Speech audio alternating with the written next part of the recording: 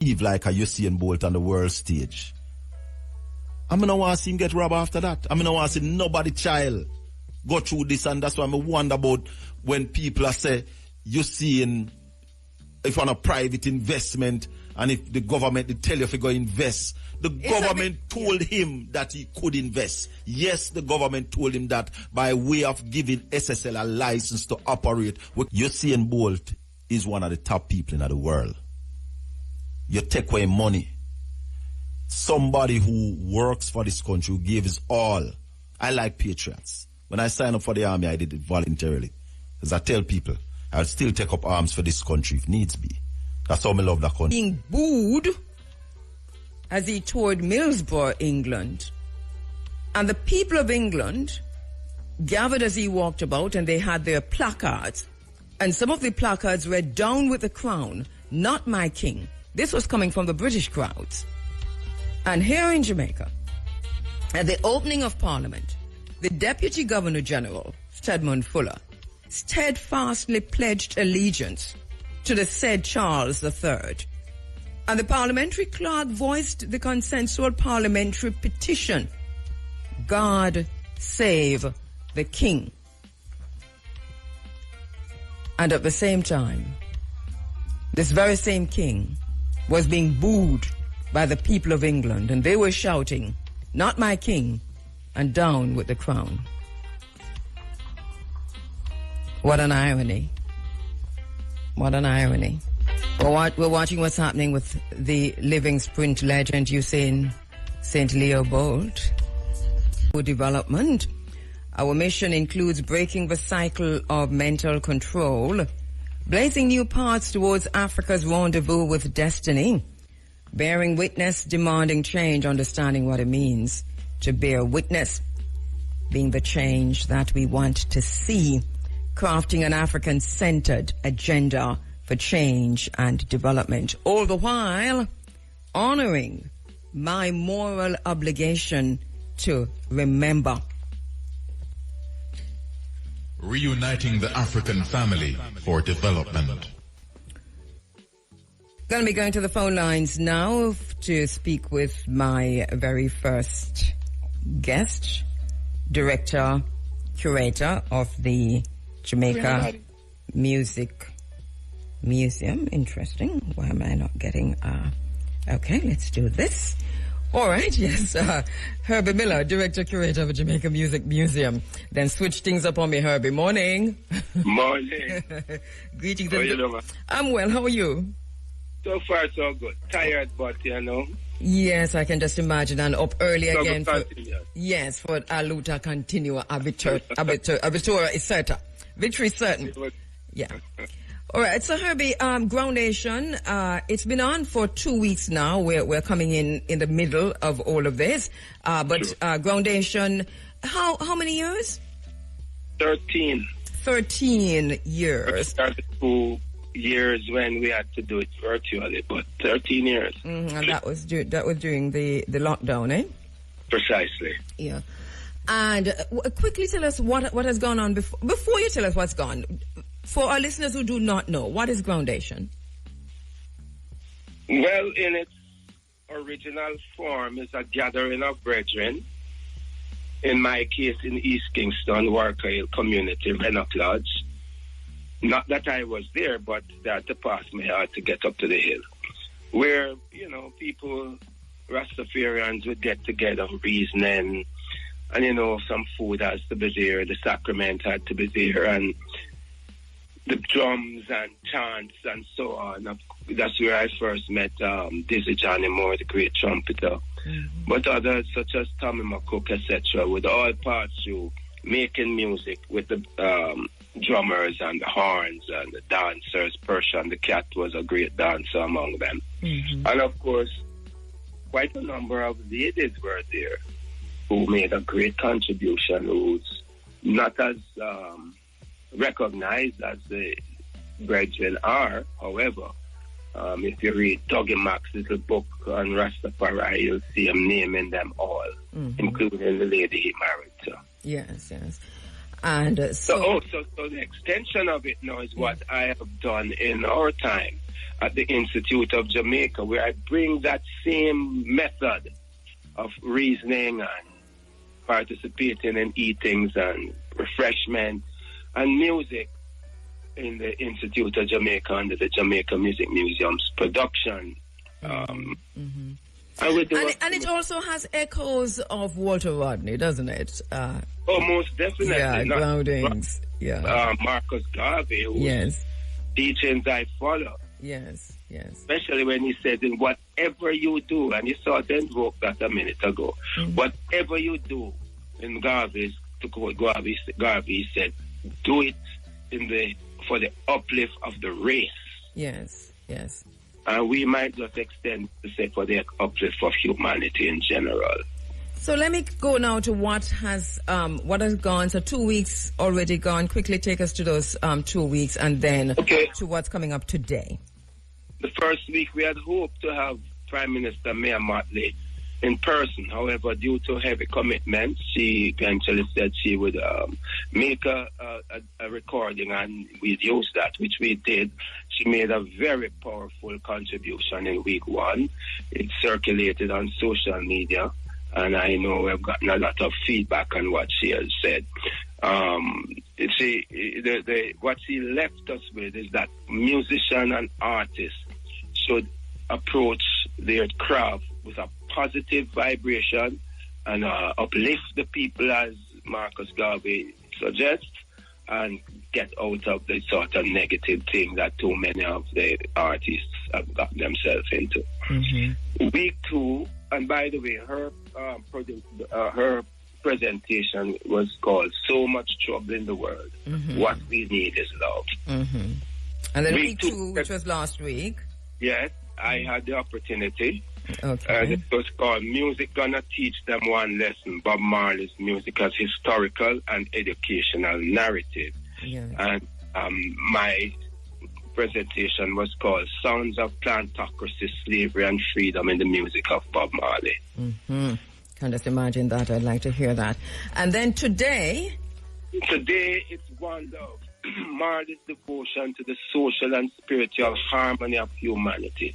A session that will examine Bob's vision for one love and his commitment to humanity's social and spiritual harmony. We have cultural anthropologist Dr. Amani Tafarai Amma moderating a session which will include Deacon Peter Espute, Dr. Jelani Naya, and the Reverend Bertrand Gale. Yes. An Anglican with an Africanist point of view. We're going to be talking about the Church of England this morning in a few minutes. All right. And keep in mind that in his initial day, this gentleman, this decent little boy who came from St. Anne, in his jacket and necktie, was going to church singing, "The Lord will make a way somehow. Thank you for what you have done for me." And a transitional period through Mortimer Plano had him now singing "Hail Selassie is the Chapel" and just sing, to eventually go right back to the Orthodox angle of the Rastafari, amongst Rastafari, the Orthodox Church. So One Love, Marley's devotion to the social and spiritual harmony of humanity. And once again, Dr. Jelani Naya, Reverend Bertram Gale, Deacon Peter Espute, moderated by our sister, Dr. Imani Tafari. Amma, what time? It's at 2 p.m. Okay. And I urge people to come at 1 o'clock and check out the exhibition called African to Jamaican. And that's definitely how we transition through time, and how the music and the instruments and everything, the philosophy, the rituals have gone from what came with us to how we have creolized it into what is us. All right, so once again, Groundation is on today. This is the penultimate, because next week, Sunday, February 23, will be the final. I know you already have a topic for that, and you'll give us more details next week, Sunday. As long as you have me, I'll do so. All right. And so the topic for next week is what? Africa Unite, Marley's vision for a unified Africa. All right. As usual, Groundation at the Institute of Jamaica. Gates open. 10 to 16. Let me run this quick. 10 to 16 East Street, entrance on Torres Street. And starts at 2. Get there early. Check out the exhibition. There'll be some tea and crackers and jams and so on. Some little snacks. It starts at 2. All then righty. afterwards, you'll have a lot of to eat and to drinks. All right. Thank you so much, Herbie. Take care. We'll talk again next week. All right. I want to tell you a little bit about Professor Gus John before he comes on at 7. Professor Augustine Gus John was born in Grenada and has lived mainly in the United Kingdom since 1964. He was a member of the Campaign Against Racial Discrimination CARD in the middle of to late 1960s, and one of only 2 black members of the Council on the Institute of Race Relations in the early 1970s. He is a scholar activist who has done notable work in the fields of education policy, the role of schooling and education in promoting social justice, school improvement, management and international development. And since the 1960s, he has been active in issues of education and schooling in Britain's inner cities, such as London, Leicester, Birmingham, Manchester, and Glasgow. In 1966, he founded the first black supplementary and Saturday school in Oxford while he was still a student there. And a bit more about Professor Gus John, who is coming on at 7. He was Assistant Education Officer and Head of Community Education in the Inner London Education Authority. And in 1989, he became the first African Director of Education in Britain, a post he held for just under 8 years. Professor John has worked in a number of university settings, including as visiting faculty professor of education at the University of Strathclyde in Glasgow for 10 years. Since 2007, Professor Gus John has been an honorary fellow of the London Centre for Leadership in Learning at the University College Institute of Education. And from 2016 until 2022, he was visiting professor at Coventry University, where he worked with the Vice Chancellor and university leadership team in improving the strategic management of the university and building a culture of equity. Professor Gus John is a respected public speaker. He's a media commentator. He works internationally as an executive coach and a management and social investment consultant. In 1997, he was appointed advisor to the former British Home Secretary Jack Straw on race and social inclusion, and in that capacity worked with civil servants on race relations, the Amendment Act 2000. In 1999, Professor Gus John co-founded the Communities Empowerment Network, CEN, a charitable organization providing advocacy and representation for excluded school students and their parents and carers. He's now its patron. Between 2003 and 2007, he evaluated the Race Equality Policy and Action Plan of every university higher education institute in England, Scotland, and Wales for their respective funding councils. And since then, he has conducted equality audits for a number of universities, including Salford, Northumbria, Brunel, and Cambridge.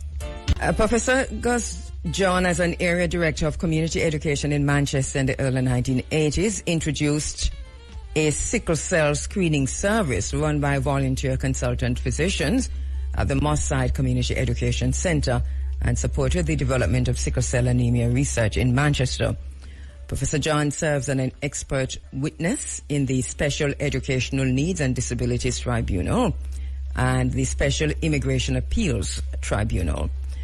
In the Special Immigration Appeals Tribunal, he advises the court on the capacity of available special education needs provision in countries to which children with statements of special education needs and disabilities and latterly education, health and care plans are destined for deportation, to ensure that the human rights of such children would not be compromised or unlawfully denied by expelling them from the UK. So far, he has managed to get deportation orders overturned in respect of 4 families, all Jamaican, whose children's human rights would have been denied by being made to leave Britain with their parents.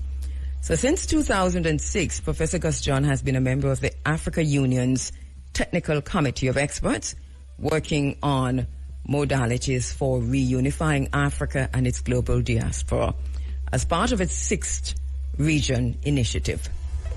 He has advised member states in Africa and the Caribbean on meeting the Sustainable Development Goals related to education and youth. And in 2016, he was named as one of the 30 most influential African diaspora leaders globally.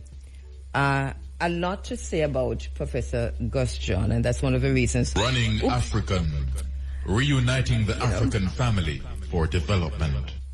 My bad, pardon. So a lot to say about Professor Gus John, and that's one of the reasons why I took some time out early before we linked with him so that I introduced him properly to the space. I've spoken to him before, but not on this program. So it's going to be the first time that I'm interviewing him inside of the Africa Forum, and that is why I'm properly introducing Professor Gus John to you.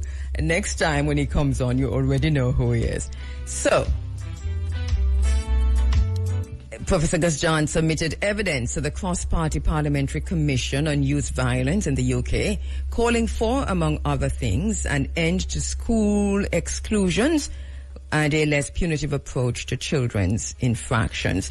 In August 2018, he delivered the keynote address, Choices of the Living and the Dead, to open the annual conference of the Archives and Records Association. And in 2018, he delivered an address on the challenges of decolonizing the curriculum at a Black History Month symposium organized by Coventry University Students' Union. Also, in October 2018, he delivered a public lecture at Warwick University on the relevance of Black History Month to higher education and the growing movement to decolonize the curriculum. In 2016, Professor John joined the Committee for Minority Ethnic Anglican Concerns, a subcommittee of the Archbishop Councils of the Church of England, as a voluntary consultant and advisor. He resigned in 2019 in protest at the Archbishop of Canterbury, Justine Welby's mindless support for Zionism and the chief rabbi's media onslaught on the then leader of the Labour Party, the socialist Jeremy Corbyn MP. In February 2024, Professor John wrote a blog entitled His Grace is a Disgrace, in which he called out Justin Welby for cancelling a planned meeting with the pastor of the Christmas Evangelical Lutheran Church in Bethlehem, Pastor Munther Isaac. Isaac, who has been highly critical of Israel in Gaza, saw his Christmas sermon in 2023 go viral when he said, and I quote, "If Jesus Christ was born today, it would have been under the rubble," end of quote. He was speaking at a Palestinian Solidarity Campaign rally on February 17, 2024, where Jeremy Corbyn was also a speaker after being invited by the Palestinian ambassador to the UK, Usain Zomlot.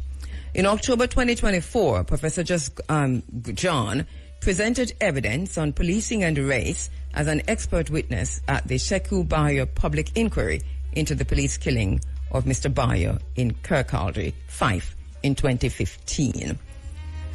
In 2023, Professor John published 2 books titled Blazing Trails, Stories of a Heroic Generation, with a preface by Margaret Busby, and Don't Salvage the Empire Windrush, with a preface by Professor William Les Henry, both published by New Beacon Books out of London. So there you have it. A little bit, not everything, about Professor Gus John. He is one of those persons who also denied one of the MBE or OBE or one of those BEs from the British Empire when he was offered it. He said, my work has been as it is, and to accept this is to betray myself, my work, my people. So much about this humble elder, Professor Gus John, born in Grenada in 1945, Associate Professor of Education and Honorary Fellow of the Institute of Education, University of London, and Director of Gus John Consultancy Limited. He'll be coming on at 7 o'clock in just 3 minutes' time. We'll be going to the phone lines to speak with Professor Gus John. Prof, are you there? Good morning. Yes, I am here. Good morning. Hearing you loud and clear. I know it's just about afternoon in the UK where you are. Right. But thank you so much. All right. So earlier, thank you. Let me just say thank you for making the time to come on this morning and talk to us about this important topic. It's my pleasure. Yes. And so earlier I went through a little bit of your bio, a little bit of your background to introduce you to the IRA FM's audience, our listeners. So Right. all of that is out of the way. I want to start at one of the latest, because we'll work our way back to the Church of England. But, Right. but to start with what's happening with the Church of England today in Britain, because they just wrapped up a synod, right? Can you tell us what from your perspective, what are some of the important things to come out, if anything, out of the synod? Well, I mean, as you can imagine, the synod considers a whole heap of stuff to do with the governance of the church, yes? Yes. This time, foremost in people's minds was the issue of safeguarding, and particularly the evil practices of sexual predators amongst clergy. Okay? Yes. So, the Archbishop of Canterbury, Justin Welby, resigned at the end of January. Not his successor, they're still appointing that, but the person acting up as Archbishop now is the Archbishop of York, Stephen Cottrell. Mm-hmm. Now, he's got all kinds of question marks behind his own name, because he has twice, involving two different individuals, promoted people who had complaints of sexual misconduct against them. And I think it is fair to say, and not even bishops in the church themselves would deny this, that the victims have been failed because those in the hierarchy of the church have been more concerned about preserving its reputation than about justice for the victims of such sexual abuse. So that featured pretty highly in this week's synod at Westminster here in London. And what people were looking for was some determination as to whether the church itself has the capacity to handle these matters internally without them being adjudicated by an independent external body of people, external to the church. The latter was proposed. The church collectively opposed that, and they are going to depend pretty much on the same processes they operated before, which failed to stem that kind of misconduct amongst clergy. Okay. You have been, thank you for that, Professor. You have been writing about the and to quote your last article, January 2025, 9th of January, complicity in criminality, the rudderless church. You have talked about his grace falling from grace and charging the Church of England with corporate manslaughter, etc. And I want to come to that. But first, to put things in a bit of a historical context, if you will. And and to look at the Church of England's involvement, because and let me just say once again that we're looking at the Church of England and the British monarchy, even as we talk about righting historical wrongs. But the Church of England's involvement in the transatlantic trade in Africans, or the transatlantic slave trade, as many know it as. Yes. Let's talk a little bit about that complicity. Indeed, I mean, absolutely. You know, we, the descendants of enslaved Africans, have got a particular angle on this, which I don't think many people across the Anglican communion globally actually share. And it is precisely what you've said. Yes. We know that the Bible traveled with enslavers, okay? The church, the established church, not only gave absolution to those who were enslaving and dehumanizing African people, our ancestors, they themselves were involved in owning enslaved people. I mean, the church itself had thousands of enslaved Africans and made a lot of money from that trade. So all of these wonderful edifices you see around the place, all of these lofty cathedrals and God knows what, they're dripping with the blood of our ancestors. And in that regard, the church knew that they were condoning, in fact, indulging themselves in the savagery that characterized and brutalization, dehumanization that characterized African enslavement. So you are quite right. Yes, and to want to place that in the wider political context. Of course, and when you look at, for example, this is. Let me just talk about a book that I need our listeners to get a hold of. It's a book that we read in our Africa Forum book club, the Running African Book Club, a few years ago. But I want to bring it to the fore again for listeners. Britain's Black Debt by Hilary Beckles. Reparations for Caribbean Slavery and the Native Genocide. It is a must read. You know, there are a few chapters there, and one in particular, I think it's chapter 8 or 7, that deals extensively with the complicity of the church in slavery, as you're saying, Professor Gus John. But what do you know, and can you tell us about historically the Church of England's Society for the Propagation of the Gospel in foreign parts, and how they contributed to the establishment, the propagation of the gospel? I said that with a straight face, Bob. My sister, pure evil. Evil. Yes. No, I mean, wow. I'm not being flippant now. No, I know. I am, what I'm saying is this, and I mean, Hilary Beckles covers that very well in his book.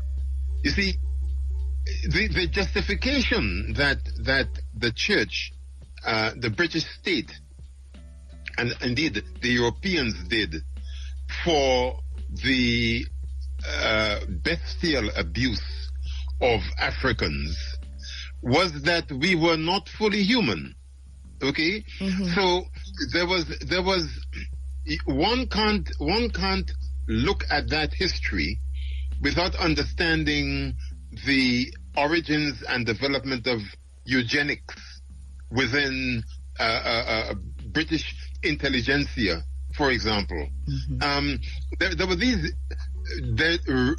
biologically racist arguments that people were making, and many of them looked to the Bible and the Gospel to underpin these theories. So in other words, what I'm saying is that three things were running in tandem. On the one hand, you had the domination of imperialism and colonialism, the force used to subdue people and to superimpose values and beliefs, etc., which were defined as superior. In other words, those people who were committing such evil were actually telling African people, Native Americans, Indians, etc., that their own tried and tested practices that had governed their societies for centuries were primitive, backward, more aligned to the devil and all of that nonsense, and that what they're bringing was superior. Meanwhile, they're committing genocide, mass murders, eliminating whole populations, and the rest of it. So the role of the Bible, the role of Christianity in riding with imperialism and enslavement and all of that stuff is what has brought us to where we are right now. And I mean, we'll come on to the present situation in a minute. Yeah. But I just want to say this, that we have to remember one thing, if nothing else, and that word is erasure. The way in which all of that colonialist and imperialist domination resulted in subjugation of people, the erasure of the belief systems, the erasure of the traditional practices that knitted the communities together. Whatever people might want to say about it, and more than that, they produce systems of governance which were based much on more human considerations than anything that came out of the West. Why was it, to back a bit, why was it so important for the Bible to be used, which is what the Church of England used, and why was it so important for this to be done to ensure that there was a buy-in from the wider public, the UK public, whether it's a monarchy, businesses, whoever, and they were all wicked alike. But why was it so important for the Bible to be involved in dehumanizing Africans? What was the importance here? Well, the importance is this. If you consider yourself to be a Christian country, and if you can manipulate the gospel even, so that people begin to think that anything that existed before Christ came was not geared towards salvation, right? I mean, many people think that of Judaism, for example. Anything that existed before Christ could be seen as primitive, as take for example the issue of blood sacrifice. Yes. The Old Testament talks about that. You know the story of Isaac and the ram and all of that kind of stuff. Yes. Right. But then where the African communities around the world, whether they be Yoruba following the Ifa tradition or not, where they use animals to make offerings to deities, they considered to be primitive. It is considered to be obeah, and I mean, okay, there's nothing wrong with obeah. Is the spin that the colonialists have actually put upon that as a belief and a practice. So people decry blood offerings to deities. They decry the idea that you should have more than one deity. In other words, the monotheistic religions of Judaism and Islam and Christianity are considered to be that's all that is actually allowed. Everything else is supposed to be primitive and devilish and the rest of it. It simply does not make sense. So what I'm hearing you saying, Prof, is that first dehumanize the African. The African had to be less than human. Yes.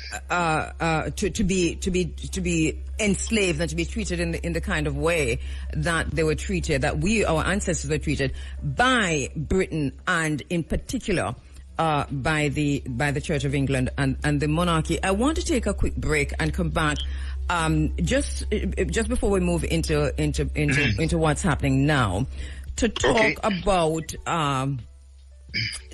how the church viewed August John. We are talking about righting historical wrongs, the Church of England and the British monarchy, even against the background of Jamaica's push, and we heard this in Parliament on Thursday, for republicanism. This is causing quite a stir on the island here, Prof. But how did the church's view of enslaved people influence the treatment of enslaved people by the church itself? And talk to us about the involvement of the bishops in all of this. Well, there are 26 dioceses in England. Each has a diocesan bishop, and they're assisted by auxiliaries and all sorts of people of lower ranks, so to speak. And the Archbishop of Canterbury, as you know, sits at the apex of all of this and is responsible for the African communion globally, in the same way that the Pope is responsible for Roman Catholicism. And it is the church as the established religious body. I mean, we can talk some more about that in a minute, because there is evidence now that it has lost that standing because so many people just don't go to church anymore. England is becoming very secular. Never mind talking about the Church of England and so on. Yes. So in the same way that the Parliament endorsed enslavement, the church gave authorization for that at a spiritual level. Let us remember, in the House of Lords, there are some 43 people, bishops, the two archbishops, Canterbury and York, who are called Lords Spiritual. So they take their place in the House of Lords. The House of Lords is the legal lawmaking chamber with the House of Commons within the English political jurisdiction. So therefore, what I'm saying is that the state, the state could not, the crown, the state could not go ahead and what's the word, permit, endorse enslavement if the church itself had not been complicit within that. So all of that was going on. But then even at the point at which people were campaigning against the continuation of enslavement, the church was there with some people crying out against abolition, while others were very keen on ending that heinous practice. And this I want so you there's to... always been... And this, so I'm sorry to interrupt, Prof, but I want you to stop a minute and let us look at that. Because, I'm a student of history. I studied history all through high school and then later on. And I find it very interesting because when we talk about decolonizing the curriculum, it is critical because we and I think we're still being taught here on the island, that the exact opposite of what you just said, which is that the church facilitated the abolition processes. But we're hearing from you and from the research of people like from Hilary Beckles that it's the exact opposite. You just said that the church was opposed to those who were fighting for abolition and emancipation. Can you elaborate on that? Yes, you see, there is this notion, and I mean, I know Hilary Beckles talks about that a lot too. Yes. There is this notion that somehow or other, the church suddenly found and was on the side of goodness. All right. So it found enslavement abhorrent, and did all in its power to put an end to it. No such thing happened.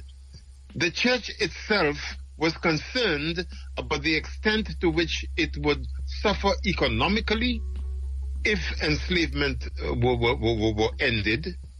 And when the time came for the British government to compensate the people who had enslaved our ancestors, plantation owners, and you have loads of them in Jamaica, they received the 20 million pounds shared amongst them very handsomely, and the church received its own share of that.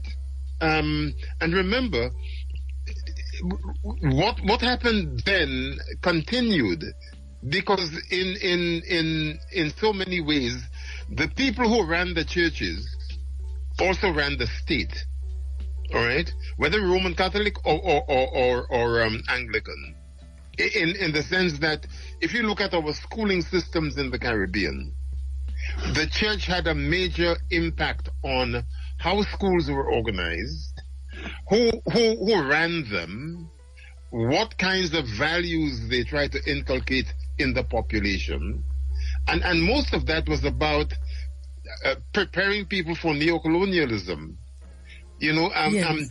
Making sure that the minds were so captured that they continued believing that they had some duty, obligation to those who had colonized them, and an obligation to continue colonization. And somehow inculcate into us, and we're looking now at the curriculum, that our culture was less than the British culture, for example. So it's always something to aspire to. Hence, we are in a situation where last week, Thursday, we saw the Parliament, the opening of Parliament, the parliamentary clerk standing up and saying, God save the king, and in the name of His Majesty King Charles III. This was happening at the same time that King Charles III was being booed in the UK. That Jamaicans were here praying for him in our highest. Yes. I do not know how to say this, Prof, but in the Parliament. You've got it in one. You've got it in one. That's a classic example of what I'm talking about. You're absolutely right. You're absolutely right. And so, I mean, people take the whole notion of decolonization much too lightly. And it goes back to what the Honorable Marcus Mosiah Garvey said all that time ago about we need to emancipate ourselves from mental slavery, and Bob Marley popularized it for all time. But that is where we begin, because if we don't do that, we cannot put on the lens, the alternative lens, which helps us to look at that history more objectively, and from our point of view, from inside the prism of our own experience. Of course. And as you talk about putting that understanding and that history through our own lens, I want to before we move to more recent times, to look at how profitable was, well, two things. So look at the profitability, and then I want to link the church to the monarchy, because we see a separation going in even in the conversations on reparations. But how profitable was slavery for the Church of England and the bishops so involved? You talked about how they were paid off at the end, but generally for such a long period of time, how profitable was this for them? It was centuries. Well, I mean, I can't calculate it in monetary terms, but let's look at it from 3 points of view. A, from the point of view of political influence, from the point of view of the wealth being created for the church itself, but also for its benefactors, those people who helped to keep. Remember, I mean, the church was at the center of the life of every one of those counties in Britain. You know, there's the squire, the aristocracy. Many of those people who became priests and bishops were members of aristocratic families who determined that one of them should go and join the clergy. The way in which state and church and capital came together, in that sense, was really quite critical. So that the church helped to propel the influence and power of the aristocracy in the country, and the land owning gentry and the rest of them. They kept the churches going. They benefited a great deal from the subjugation of the masses through the church. I mean, you know, they were, and that went on, certainly in my own experience in Little Grenada. The influence of the church with the planters. If people giving you subsistence wages on the plantations, and then you go and you cut a bunch of bananas, or you dig a yam or something, they call that prédial larceny, and they talk about how much they're losing because workers are stealing stuff and so on. Meanwhile, they're making millions of pounds on the back of those poor workers. And the priest would get into the pulpit on a Sunday and berate the audience, berate the congregation for stealing from the plantation owners. I mean, yes, the whole thing was it was joint enterprise in criminality. Let me take a quick break, Prof. And when we come back, we look at the monarchy and the church. How are we to understand these two entities? Let me take a quick break. Okay, all right. We saw recently the church commissioners appointing Grant Thornton to investigate its link to transatlantic chattel slavery and what they established and so on. And maybe you can tell us a little bit about that. But one of the questions that came out of that for me is, here is a church at this place where they have appointed this commission, and they've made some, they've deliberated over this, and they've actually done something. But there seems to be something schizophrenic going on here, and I want you to bring us back to, is the Church of England a separate entity from the monarchy, or are they almost one and the same, if you will? How do they operate? Who's the head of the Church of England? Well, remember the origins of the Church of England. I mean, there was a time when the Church of Rome pretty much ruled everything. And that wayward fellow, Henry VIII, with his many wives, decided that the Pope was not being as compliant as he would have wished with his way of running his life, and because he wanted to be able, he wanted to to divorce, to kill his wives or divorce them, either way. Well, exactly. I mean, he determined that he couldn't be bothered with the strictures that Rome was putting on him. Mm-hmm. So he decided to break ranks and start his own branch of Catholicism. Which was then called Anglicanism. Anglican, as in Anglia and England and the rest of it. Yes. So the Church of England came about as a result of that fracture, and as such, the head of the Church of England is the monarch. Which is why when Charles was consecrated, or whatever the word is, crowned, after his mother died 2 years ago or so, there was all of this pomp and pageantry in the cathedral, and Welby, as the Archbishop of Canterbury at the time, presided over that charade. So that's got to be kept in context, all right? Mm-hmm. So from then on, the way in which the Parliament operated, I mean, the minute the electorate elects a prime minister, she or he goes to the Queen, or rather to the palace.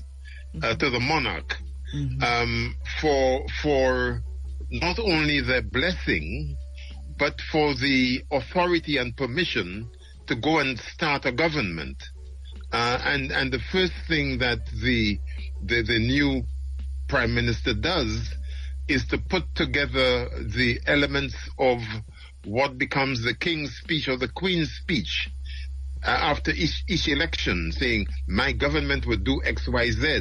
Mm-hmm. In other words, reeling off the manifesto of the ruling party to tell the country what is going to happen. My government. So that's the official constitutional connection between the church and the state. Yes. Yes. And I mean that is important for a number of other reasons. I mean, okay, so we are supposed to be the king's loyal subjects, all right?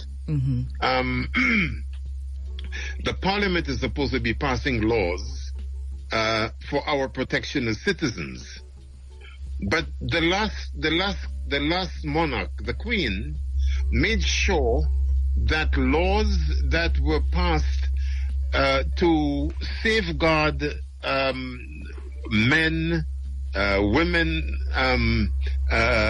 black people from discrimination did not apply to the royal household. Yeah, I mean, so in other words, the Queen exempted the royal household from those anti-discrimination laws. Yes. So if you were sexually harassed as a member or as an employee of the royal household, you couldn't go to an employment tribunal or whatever and complain. You were debarred from doing that. So there was the monarch saying, "You are my loyal subject."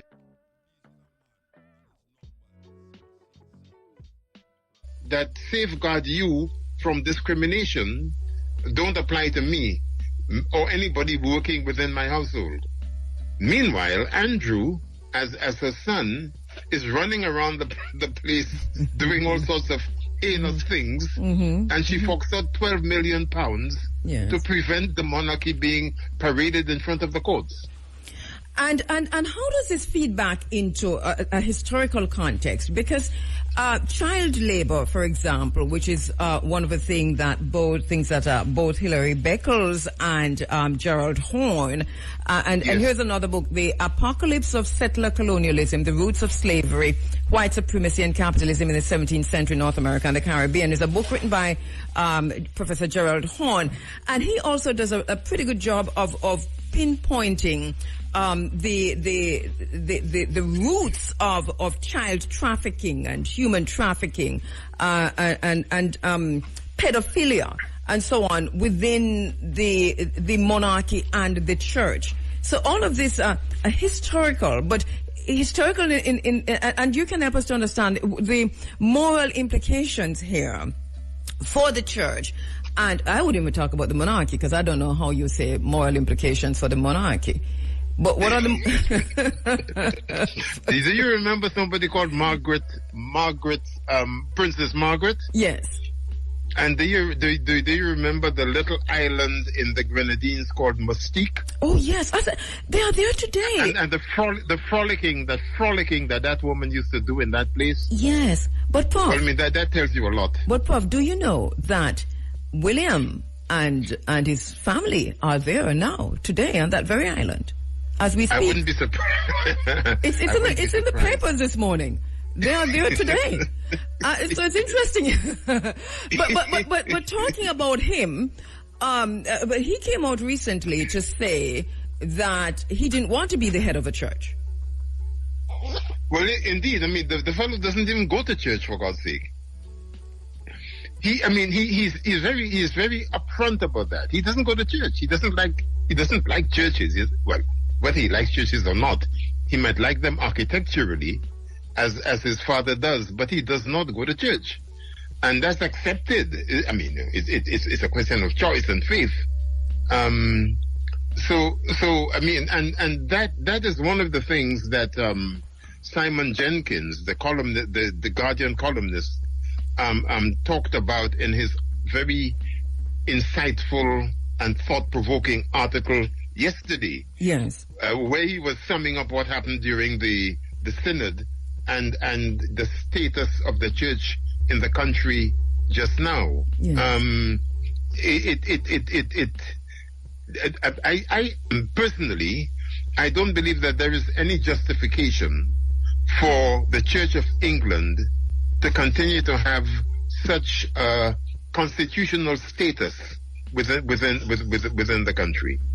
And I would be very surprised if in 25 years' time the monarchy is still there and the Church of England is still there as they are at the moment.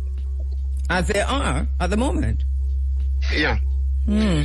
I mean, as a matter of fact, there is every reason why the monarchy should have been buried at the same time as Queen Elizabeth II. But that's another conversation. Yes, and we'll definitely have it another time. I just as I'm going to the break, a quick note from Professor Vereen Shepherd, who's listening. Good morning, Professor Shepherd. She says over 100 claims for compensation were filed by members of the clergy in Jamaica. And we're talking about, remember the question came up earlier where we looked at persons, how the bishops themselves and how the Church of England claimed compensation.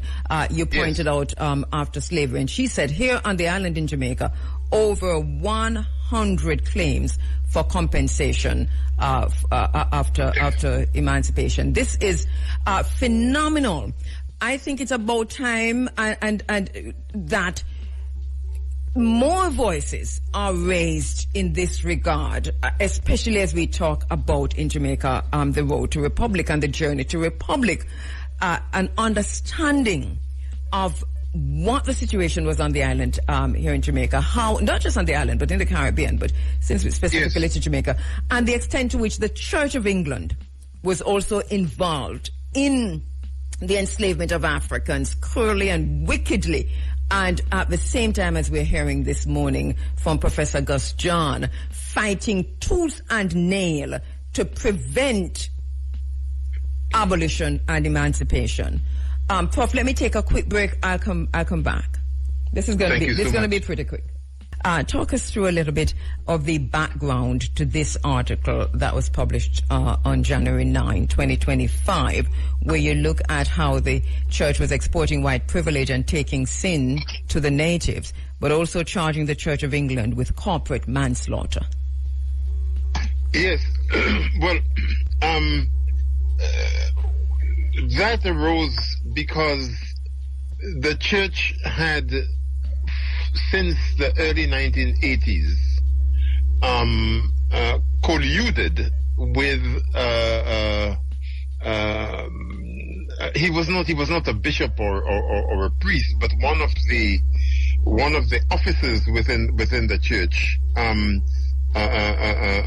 man who was a QC of all Queen's Council at the time, and was involved in running Christian sort of membership clubs for young people and classes and retreats and so on and so forth. And the young people that he targeted were children who were at the range of high-end public schools in the country, like Westminster and Rugby and Harrow and Eton and so on. And this fellow, he was a known sadist. He beat children up very, very savagely, causing them damage, physical damage, never mind mental distress for the rest of their days.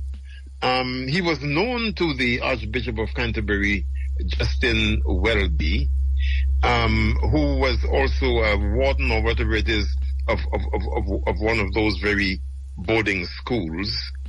And this man continued to abuse children. At one point there was an investigation into his conduct by another clergyman and somebody appointed by the Anglican Church. They found massive evidence against him, but the church decided that it would harm their efforts to propagate the gospel if the findings of their investigation were known. So they did not go to the police. They did not get this fellow reported so he wouldn't continue his crimes. Rather than that, they allowed him, if not supported his departure to Zimbabwe, where he then continued running these same kind of clubs and abusing local young people, to the extent that one of them, he used to go with them to swimming pools, etc., swim naked. One particular boy died on one of those occasions in a swimming pool. It was dismissed by the authorities there as an accident, and believe it or not, that same fellow was actually allowed to conduct the boy's funeral. Quite extraordinary, yeah. And then when later on it transpired that the boy died as a result of his neglect, he left Zimbabwe. There was a court case, but he was not convicted because of some legal irregularity or whatever. And he left Zimbabwe and went to South Africa, in the Cape, and continued to do the same things there. So my charge in the blog that I wrote, that even now, particularly after this report by Macon that the church had commissioned about 3 years or so ago, which reported last towards the end of last year.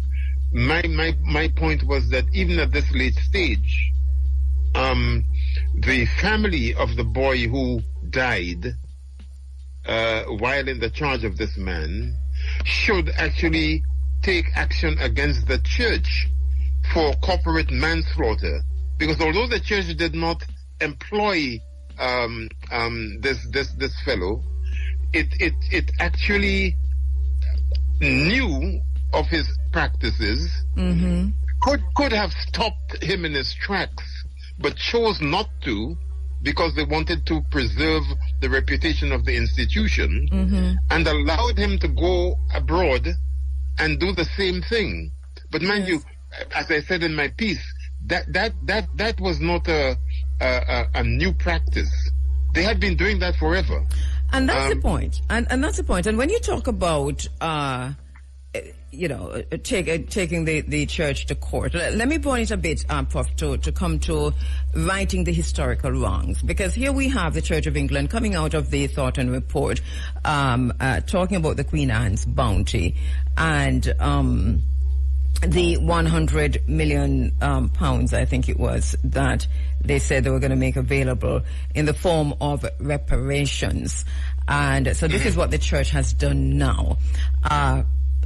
Your perspective on this, how inadequate is this, and is this a way for the Church of England to excuse itself or to get out of the wider ramifications of its involvement and perpetration of slavery, perpetrating slavery? Well, no, because okay. As I think many have said, including Professor Beckles, no amount of monetary compensation would be enough, frankly. It is ridiculous to assume that the Church of England, which has a huge amount of money, should set aside only 100 million pounds in terms of compensation. If you were to calculate the amount that would have accrued to them from all the compensation that was paid to the ones who were involved at the time in enslaving people on plantations, and what the church has gone on to do with its investment since, you'd be talking about trillions, right? So when people, as they have done here in England, talk about why is the church that is strapped for cash even thinking of giving 100 million, and then when members of the committee protested about that sum and they determined that it should be $1 billion or whatever, most people went up in arms. Okay, my point is that that's not irrelevant, but you see, in order for that to make sense, you have to make sure that the harm that you have caused is not continuing. And the fact of the matter is that there are endless examples of repetition going on across the world within the Anglican Communion. By that I mean the continued subjugation of peoples, the suppression of and in fact demonization of their traditional spiritual practices, the imposition of a particular set of values to do with the church and its beliefs, etc., within the schooling system that the church actually manages in so many countries. One has got to look at all of that stuff and use the money to ensure that the descendants of enslaved Africans who have been kept in penury by virtue of what the church and the state, the crown, has done ever since abolition, that some repair is done in relation to all of that. So All it's a matrix. It's not just a question of who is going to get the money and what would it be spent on. It's dismantling all of the stuff that the money from enslavement actually built. All right, Puff, let me take a quick break. And when we come back in the last 15 minutes to say then, how do we do this? How can the Church of England and the British monarchy right the historical wrongs? And to elaborate on what you have said. Let me take a quick break. Sure. Every time you are link with a condom, coulda Ozzy, coulda wife, coulda be a random. Play for your best side. The time by the Ministry of Health and Wellness is now 8 o'clock, and this John talking about righting historical wrongs, the Church of England and the British monarchy. Of course, we can't do it in one sitting, but we are just scratching the surface this morning because we have to refocus our attention, especially within Jamaica's particular context, on the road to republic. So then, Prof, how do we begin to right, how does the Church of England and the British monarchy begin to right these historical wrongs? Well, I think, first of all, they've got to be honest about the extent of the damage that they've done over centuries to Africa and its people. And I say to Africa and its people because there is a tendency to assume that repair and compensation for enslavement is simply a Caribbean affair, or the Americas or Latin America or whatever. In other words, the people in the African diaspora. I think we need to make sure that debate is extended, and we need to ask the question: how might Africa have been but for the fact that 20 million of its people were sacrificed through enslavement in order to advance Western capitalism? A fundamental question. Yeah. Because the reach and impact of enslavement, and particularly of colonization, didn't stop when the trade in enslaved Africans ended or was prohibited. It didn't stop. We know that.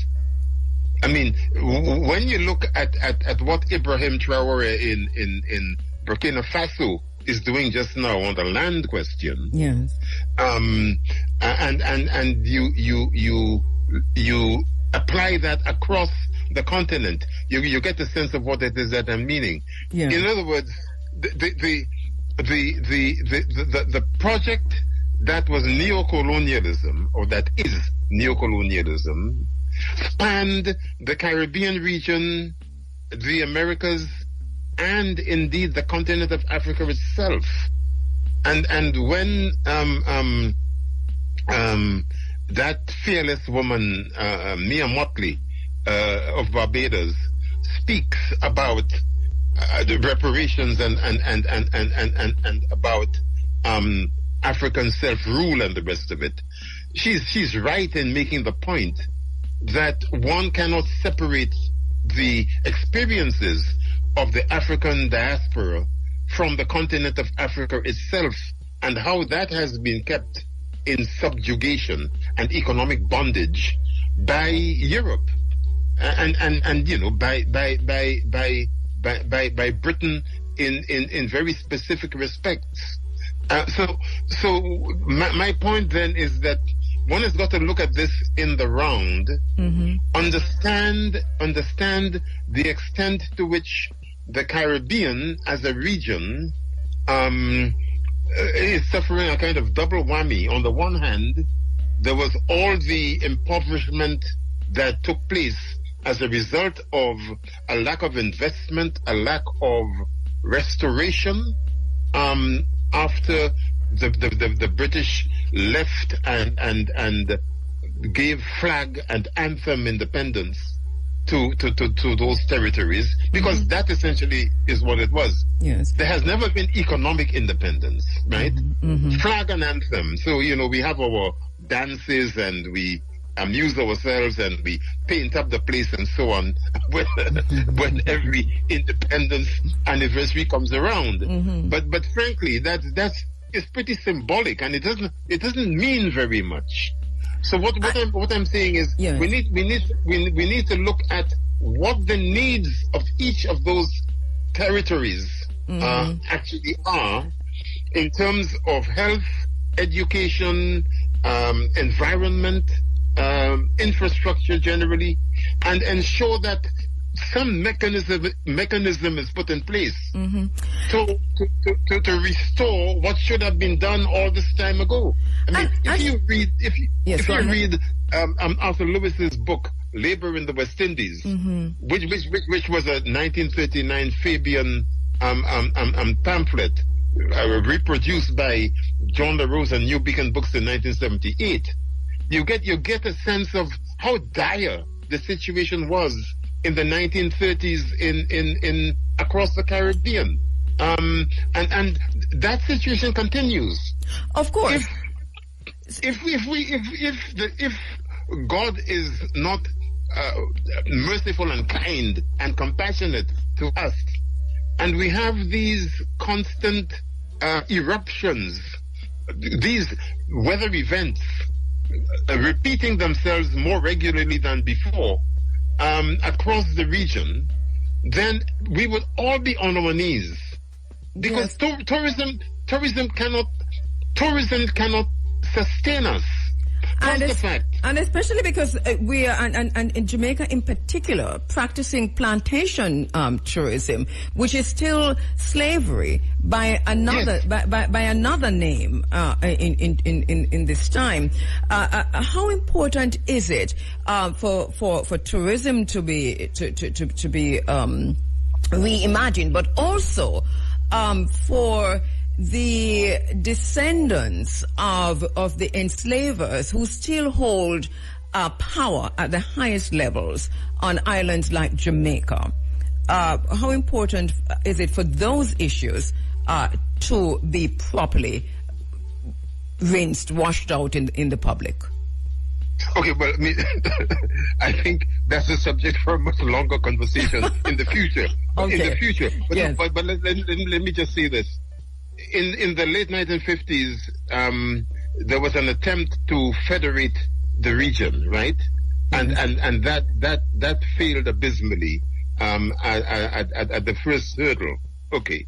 Now, I do not believe that it is sustainable for those islands to continue to operate in isolation from one another. CARICOM is an important entity, but even CARICOM is not enough. This idea of these little pieces of rock in the Caribbean Sea being little sovereign states, in the light of what we know is coming with climate change, does not make any sense.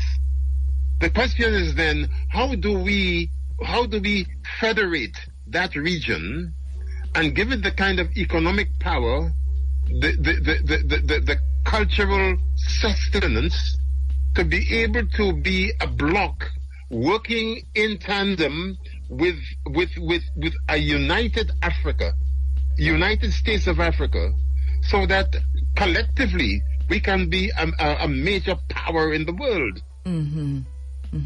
We need to begin to think in those macro terms, you know. Yes.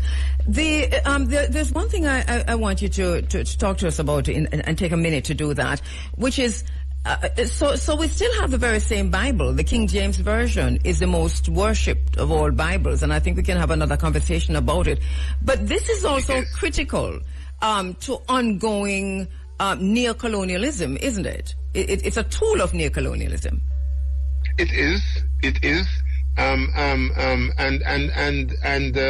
it's problematic. It's problematic in the sense that there is a proliferation. Okay, there is a global commodification of God. All right, let's just put it like that. Yes. Churches are springing up all over the place, and anybody who is so minded could start a church and use the Bible and get people to come along and fill their heads with all kinds of foolishness and get a following. All right, I'm not being pejorative, but that's the reality. You know, I mean, and governments have got to do something about that. I am not advocating religious persecution, but for God's sake, there is no way on earth that churches should be proliferating at the rate at which they're doing, for example, in a place like Nigeria. It is ridiculous. It is. Yeah. And it's laughable. Yes, and totally laughable. And as you talk about West Africa, and you're comparing, and you talked earlier about what Ibrahim Traore and the others are doing with the electric vehicles and so on, and we see this descent into fanaticism in other places in Africa like Nigeria and Ghana with the King James version. King James in the end got what he wanted, because the translation of the Bible, the reason for that, and I'm so sorry that we don't have. I'm going to have to invite you back to have a conversation about this. That whole synod, if you will, that he called in the way back when, was basically to say that he was and he is the authority and the representative of God on earth. But he has got that, hasn't he? We're now, in black churches across the world, in Jamaica, for example, he's celebrated. It's not the King James version. We're not going to read it, because King James is a man of God, and King James was. But this is exactly what King James wanted, wasn't it? People like Sankey came after him, so we sing a lot of Sankey. Well, there you go. Seriously, that's an important conversation, and I hope we can have that conversation at some stage. I definitely invite you back for it. We can't talk about decolonization and all of that stuff unless we deal fairly and squarely with that issue. Yes. And understand that when we talk about righting historical wrongs, the Church of England and the British monarchy, we're also talking about James I and James II. That's right. And Charles II. No, that's right. Yes. Absolutely. Let me ask, are you paying attention to the Africa Union summit that is on the way in Addis Ababa? They have as their main theme reparations. Africa. Yes, I know. Is calling for reparations. I say thank God for that, because they've ignored it for long enough. Mm-hmm. And it was good to hear Mia Motley's address to them too. Yes. Which I hope would help to concentrate their minds. Okay. So just to say, since 2006, I've been a member of the African Union's Technical Committee of Experts. Yes. And we've been charged with the responsibility to look at the modalities for making the diaspora the sixth region, Yes. Now that's stalled and is faltered, etc., etc., etc. It's beginning to develop some more momentum now, but there are some serious conversations to be had about how you get the populations, both of the continent itself and of the diaspora, to really understand what that means. It's not just a structural thing. It's not the mechanism of governance and who represents who where. It's fundamentally a question of how we change our mindset and reset our thinking that would actually allow all of that to make sense. Yes. And that is required on both sides of the Atlantic. It is required amongst us in the Caribbean, as well as on the continent itself, where I spend a lot of time. And it is well said. Prof, I really want to welcome you back to continue this conversation. We can't have a conversation about righting historical wrongs in just an hour and 15 minutes. But I think we laid the foundation, and I'll invite you to come back and for us to pick up on even at the level of the Africa Union, because this call that's coming out of the Africa Union today, which is a call for reparations, is an interesting one. We'll see how that fits in with the Caribbean, Caribbean reparations call. Professor John, thank you so much, my brother. Really, I'll be happy to join you again. Yes. Thank you again. And take care now. Thank you so much. Professor Gus John, born in Grenada, has lived in the UK since 1964. He's an associate professor of education and honorary fellow of the Institute of Education, University of London, and the director of Gus John Consultancy Limited. What a conversation. Remember, anything by Professor Vereen Shepherd. The book, The Apocalypse of Settler Colonialism, The Roots of Slavery, White Supremacy, and Capitalism in 17th Century North America and the Caribbean, by Gerald Horne. This is a must-read. Gerald Horne, The Apocalypse of Settler Colonialism. Britain's Black Debt, Hilary Beckles. And For Good Measure, In Miserable Slavery, Thomas Thistlewood's diary, or diaries. Douglas Hall. Write them down. Get them. We can't check out. We can't check out of our present, of our past, and of our future. We're that kind of tripartite being, like Peter Tosh says. I'm a man of the past, etc., etc. We can't check out living in the present and look into the future. It is what it is. And now there's a conversation on the island of Jamaica. And there is not more than a conversation. You heard last week Professor Vereen Shepherd was on, the Minister Malahoo Fort was on. We've situated the constitutional reform process and the road to the journey to republic within a historical context. We're continuing that. And just to underscore, we cannot say this enough. A referendum is coming up. Getting rid of the monarchy as a head of state of Jamaica. It means we're going to have to vote on it. Voting on it means we have to be registered to vote. Now, I am imploring all of us, go and register to vote. We can't miss this vote. Let us go, get registered to vote on this referendum that's coming up. A Goon situation, because we know there's a court case coming up. There's a date. This is in court, and it's been in court for a while. The Blue Lagoon is one of the most beautiful bodies of water on the island. It is fed by 33 underground water springs.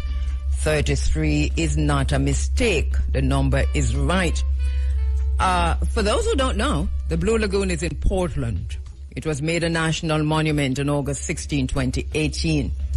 Portland, of course, is my favorite parish. We have been to the Blue Lagoon many times. Now it is closed to the public.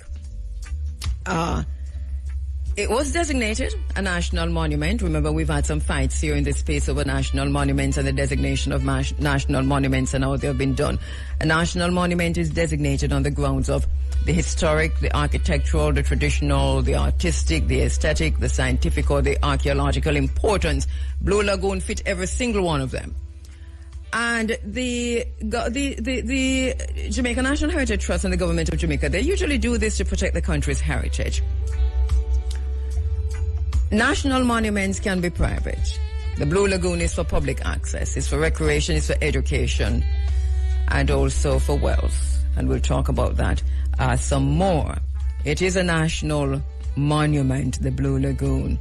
It includes Unity Bay, it includes Limekill Bay, and their associated beaches. In fact, the Blue Lagoon includes a beach, the Sansan Beach. Sansan Beach is part of the Blue Lagoon Monument. And we are still fighting to keep both the Blue Lagoon and Sansan Beach. We have already lost access to Sansan Beach, and the question is why? Why? Who's presiding over all of this? And why? The Blue Lagoon has been closed and the parochial road blocked since August 29, 2022. The road where we're supposed to walk on to go to the Blue Lagoon, it blocked from August 29, 2022. Somebody is actively keeping the people out of the Blue Lagoon. Under the Monuments Act, a national monument can be privately owned or privatized. A monument can be privatized. However, the question remains, how was the beach of Sansan privatized while being part of a national movement with no access to the public? Why is access to the Blue Lagoon under threat? Was this because of political interference? If so, somebody speak up. Is there political interference in the Blue Lagoon? Was this because of corrupt rich people who buy politicians and the marginalized poor by abusing their power and privilege? Is that the situation? Is this what is happening? Who politically interfered, if anybody politically interfered?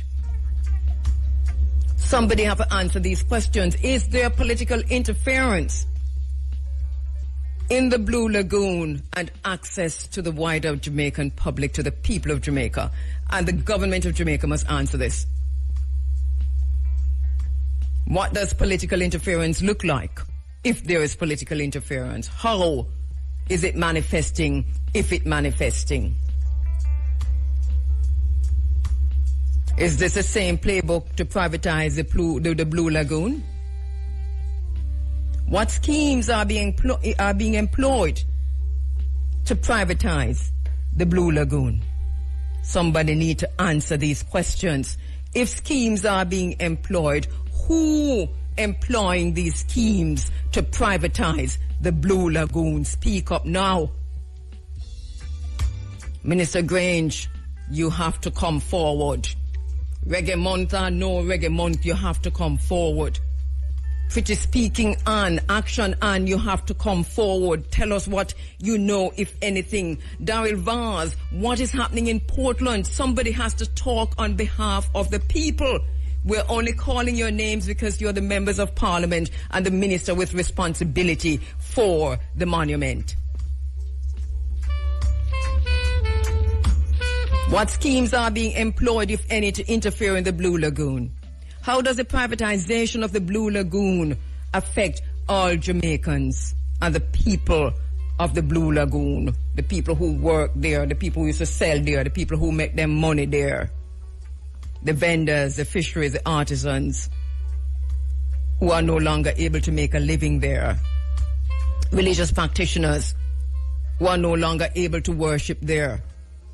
This is death of a part of our cultural heritage. Minister Grange, Minister Grange, Minister Grange. It is a death of part of our cultural heritage. Something is wrong at the Blue Lagoon. This is transfer of wealth. The wealth of a nation to the already wealthy. Minister Grange, somebody come forward. The people have demonstrated. The people marched. The people have done what the people can do. Should we be concerned? Who really owns Jamaica? Who are the owners of Jamaica? Who controls the Blue Lagoon? Who controls the parochial road to the Blue Lagoon? What is happening at the Blue Lagoon? Why it is so difficult for the people to gain access to the Blue Lagoon? That question must be answered. It must be answered, Minister Grange. To the phone lines where my next special guest is standing by online, and tell you a little bit about her. Maroon Queen is joining me online now. She is a reggae singer and a black conscious advocate, and has been dedicated to advocating for black empowerment for quite some time now. She says this is what motivates her to keep going. She has launched her clothing line and also initiated the Africa Medea Empowerment Movement in collaboration with a few models. So let me go to the phone lines. Oops, not quite sure. I'm not hearing her. Okay, let's go. Yes, all right, yes, there you go, Maroon Queen. welcome, Yes, how you doing? Grand Rising. Yeah. Well, I am Maroon Queen, formerly known as the Black Queen. Of course. Yes. So that's, I'm the same Black Queen, but now the Maroon Queen, the warrior. Coming forward. All right, so quickly now, because you're also, you have been, as you said before, involved in black activism, black empowerment for a while. Yes. Tell us a little bit about that.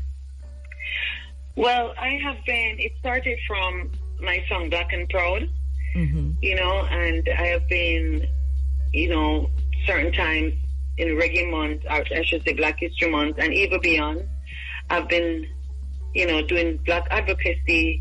I've been trying to empower and self-love, bringing forth that self-love, that black empowerment in every way I can possible. And some of the activities you've been engaged in over time. Well, I went to Africa for and foremost, and I also started a little foundation there, to get to know Africa a bit more and more personal. When Africa did you start the foundation? In Tanzania. Okay. Yes, in Tanzania. Yeah. What was that like? Tell us a little bit about living in Tanzania and what that was like. Well, it was a great experience because, it has taught me so much, like, that the seed that is planted and to the Western world about Africa.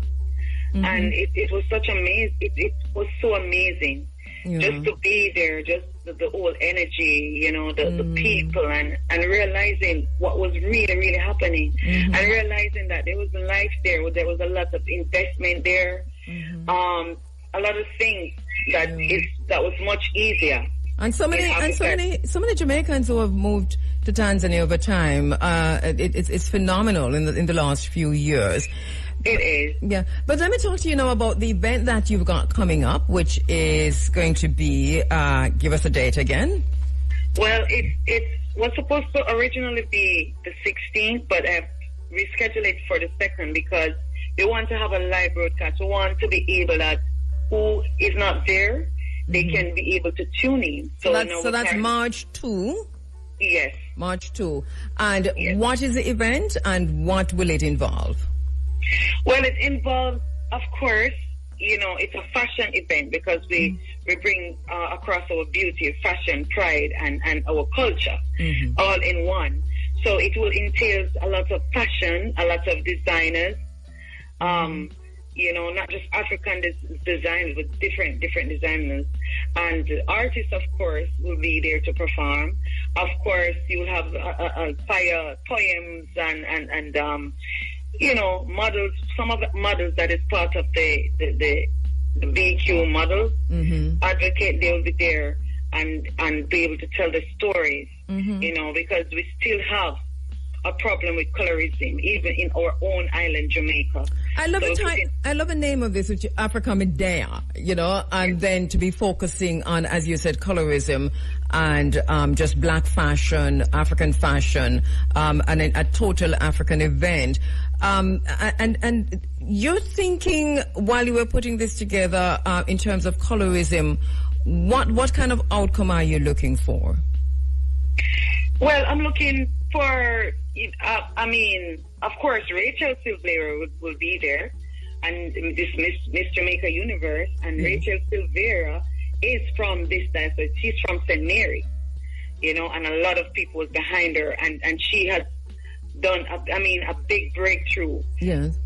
So she'll be able to come now and support her, and to see the ladies, the beautiful ladies gracing the stage, of course, and being able to involve, in that really authentic Jamaica/Africa kind of connection. Yes.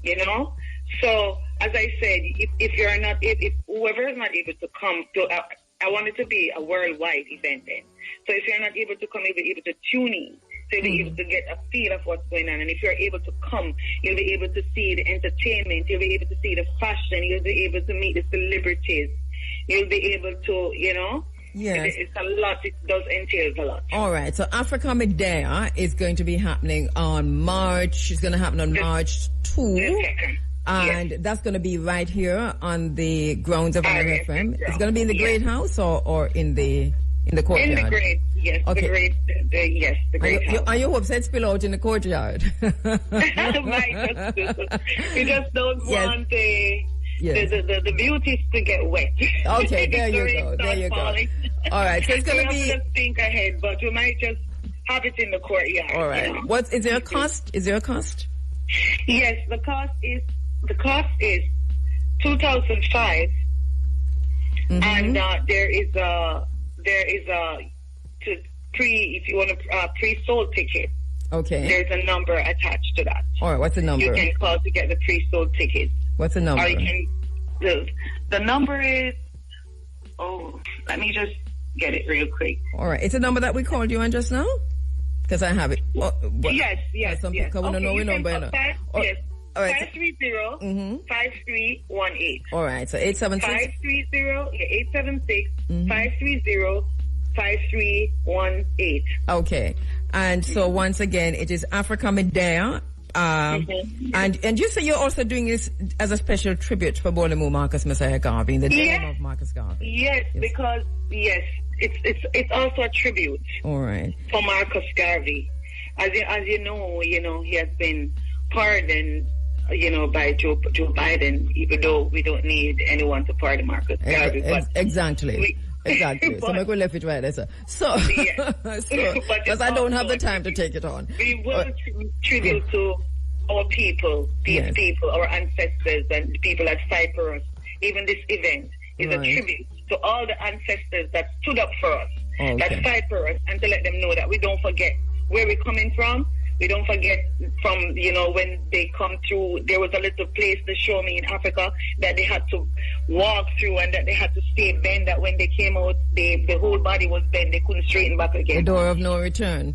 Yes, the door of no return. Yeah, so this is also a celebration, and to let them know that, listen, we don't forget you. We don't forget where you're coming from, and we will never. So this event is to implant this, and that is why it's so important that this is all over, no matter where you are. From you're black, you're African. All right. You're black and proud. As Peter George said, no matter where you come from. All right. So once again, it's going to happen. It's going to be happening on the 2nd. It's at the RFM Great House here in Ocho Rios, and there's a special guest appearance. You said by Miss Jamaica. Yes, Rachel Silvera and Sarah D. She's also a model that represents us in she's going to Poland, and there's a whole lot of different type of models, and it's just a huge. If you know about it, maybe it seems like there's so much happening in the fashion world, and even in Jamaica that a lot of persons don't know. I realize. All right. So this is a chance to come and see. To come and see that the MM models, the B2 models. Yeah. There are a whole host of models. What time? What time? We're starting at 6 p.m. Okay. All right, my sister. Thank you so much. We look forward to this. Much. One love. This is going to be on March 2, and you too. All right. Yes. So once again, the Africa Medea show at the IRFM Great House right here in Ocho Rios. I was queuing this up. So I should open the mic and let him go and talk, but let me see if I can get this on, even though I'm a little bit off air. No. Okay, let me do this. Hang on there. We have a special song to play for him, because him just come back from somewhere. So let me do this.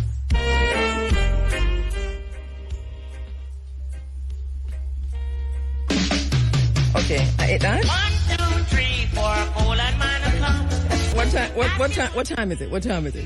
It is 14 minutes to 9 o'clock. You're a little bit off mic. Center. Yeah. 14 minutes to 9? 13 minutes to 9 o'clock. 13 minutes to 9 o'clock. There you go. You love the song we'll play for you? Beautiful. Right. From way back in the day.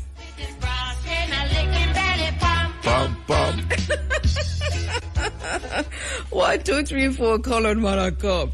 And let me just welcome to the studio my next very special guest. Listener could not pass up the chance to tease him because of where I'm coming from. I'm very happy to meet you for the first. Anna, I've seen you before. Yes, I have, yeah. But officially, we have never met before like that. I am wondering about it because you look very like we didn't met before. All right, so Mr. Colin Bell is in the studio, and I'm just looking for the thing to say who you are, because you're a shadow minister now? Deputy Shadow Minister of Culture and the Creative Industry. Right, and tell us a little bit of yourself, because you see, I've lost my whole thing in playing the music for you. I lost everything. Things went awry. Yes. Well, I am the Deputy Shadow Minister of Culture and Creative Industry. I was the MP candidate for East Portland up until September. I ran in the last local government election. I am a broadcaster. I am a person who believes in the growth of Jamaica. I am an entertainer. I am a band manager.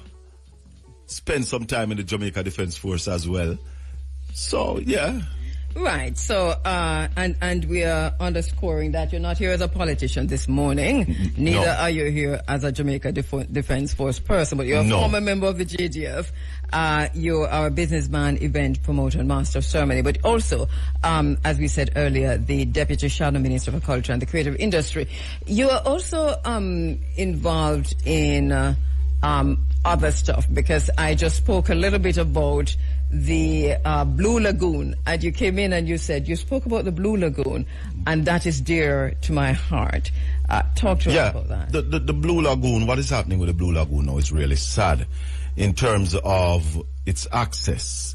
And I hear you're calling on the minister and the member of parliament, but I believe that the parish council, including the mayor, have a serious role to play in this. The road that is blocked off, it's a parish council road. It's the people's road. What, do you know why it's blocked off? I heard the mayor in an interview told the host that he don't know who is paying the people who block it off, because there are barriers there, as you know, and the security guard. So somebody's paying these people to be there. Because, as you know, we went there with Jabem and we faced down the security guards. They were there with guns. We faced them down. And that was a dangerous situation. Even while I was doing that and with others, I know that was a dangerous situation. But we're talking about almost 2 years now. Right, and nobody moves, nobody do anything to fix this problem. Because, Kabu, look at it. It's the people's road, owned by the people on the auspices of the parish council, the municipal corporation. All that needs to happen is for the mayor to say to the superintendent of police in Portland, remove those barriers from the road. That's all that needs to happen. Are you sure about that? The mayor have that authority. All right. So let's challenge the mayor to do that. Who is the mayor? The mayor is Paul Thompson. Mr. Paul Thompson, do you have that authority? And can you give us a call if you have that authority? Do you have a number for him? No. Him don't talk to me. He don't talk to you? No, sir. Why not? Him said not to talk to the media. What make?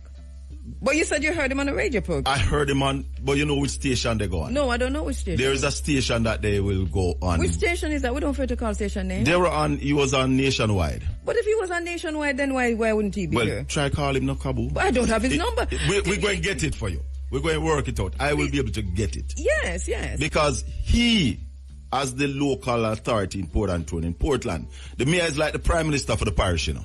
Yes. So he can call the superintendent of police and say, this road is a parish council road. There's a barrier there, and manning that barrier, we want it removed. So let me ask you something, because we said you weren't here in your political capacity, but put on your political hat now, because you're the deputy spokesperson for culture and the creative industry, which is exactly which part. And that's why I'm speaking to you about it. Yeah, this is where Blue Lagoon falls.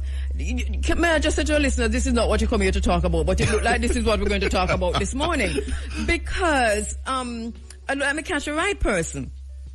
So you heard the questions we posed this morning, and your first response is that, all right, so I'm calling to Minister Grange, I'm calling to Action Ann, and I'm calling to Daryl Vaz. Minister Grange, because Jamaica National Heritage Trust, I know this is a national monument. Yes. Daryl Vaz, because he's a member of parliament for one side for Portland. Right. And Action Ann, because she's a member of parliament for the other side. So this is why I called them out. So you are saying the person that we need to be talking to is actually the mayor. And this is from your research? This is from where I sit and my understanding of governance. The mayor of Port Antonio, the chairman of the municipal corporation, because the road is not an NWA road. You know, roads are owned by a different entity. That road is owned by the parish council. It's not a private road. It's a public road owned by the government. It's a road that we've been using from to drive the street down in the water. All right, I tell you something, right? Kabu. I have a friend who owns the property across from the Blue Lagoon. And on his title, the Blue Lagoon is not really there. It's a road go across. Remember, it was years the Blue Lagoon, that area sank, and up came the Blue Lagoon. Right. So the road was across there. I think it named Colbeck Farm or something. It was a farm name. So the public road went down there, go straight round to Dragon Bay and come up. When it sank, then the other road cut on the top side. So when did the Blue Lagoon rise up? I don't remember the year. I don't remember, but it was not always there. Because as long as myself, the Blue Lagoon's been there. Me too. But right, as I said, history will tell you that the road ran across there. Right. That was the main road. That road would go down, they would go straight. That's why the road ended up straight into the water. Right. So it's ancestor mermaids, mommy water, send out the Blue Lagoon for the people. No, this is serious business. So, and if we do not open the road to the Blue Lagoon is going to go back where it's coming from. No, this is serious business. No, it's not joke. But the mayor, the parish council needs to do something about the road. What do you know about everything around it then? Why was the road closed in the first place? Kabu, there must have been a reason why the road was closed. There were some issues with the people who operate there. You mean the Africans? Natives operate there. Jamaican people? Yeah, man. Our people operate there, doing business, selling craft, doing boat ride, doing raft ride. We used to go to Aliwal. What kind of issues? You know that people live down there as well, right alongside the road. So you step off the road and you step into, you open your door. That's how close the buildings are. Yeah, there are villas and high-end homes. Right. Down there. Maybe like rich people. Yes. Rich people houses. Yeah. Down there. All right. So why you mention that? The whole argument of how the operation used to be, and people never used to conduct themselves properly. But I believe that's an issue that could have been dealt with. Yeah, it's nothing beyond dealing with, because there's an organization down there. The Blue Lagoon Alliance. They are down there and they're organized, them wear uniform. So if you have few bad apples, you know, dash out the baby with the bathwater. You streamline the thing. You streamline the thing and fix the thing and allow, because right now, the man who used to do the rafting, our natives were used to raft in the waterways and earn a living. That can't happen no more. So the Jamaican people who used to raft on the Blue Lagoon, they themselves don't have access to the Blue Lagoon now. They can go to the Blue Lagoon, but the rafting, they don't do rafting anymore. No boat so no money ride, can't make them for send a pit them go and school. And that's what the money used to make. I know. From the rafting, that's what the money make. I've been on the rafting. You know? I've been, and I've seen the river. One of the arguments is that there's no legislation. What do you mean legislation? To license them or to govern them or to ensure them. And I'm saying to the powers that be, you are there because you are legislature. So if there's no legislation, put one in place. I do not understand what you said just now. I think I'm a bit slow. What do you mean there's no legislation? All right, so for rafting, you're rafting down the Rio Grande. Yeah. There's something in law that allows that, so and license the raftsmen. So doesn't it cover all the raftsmen across Jamaica? They are saying that there's no rafting on the sea. Because remember now, most of that water is really sea. But what is? but the issue is, Kabu, if that is a problem, put legislation in place. But you can't move so fast.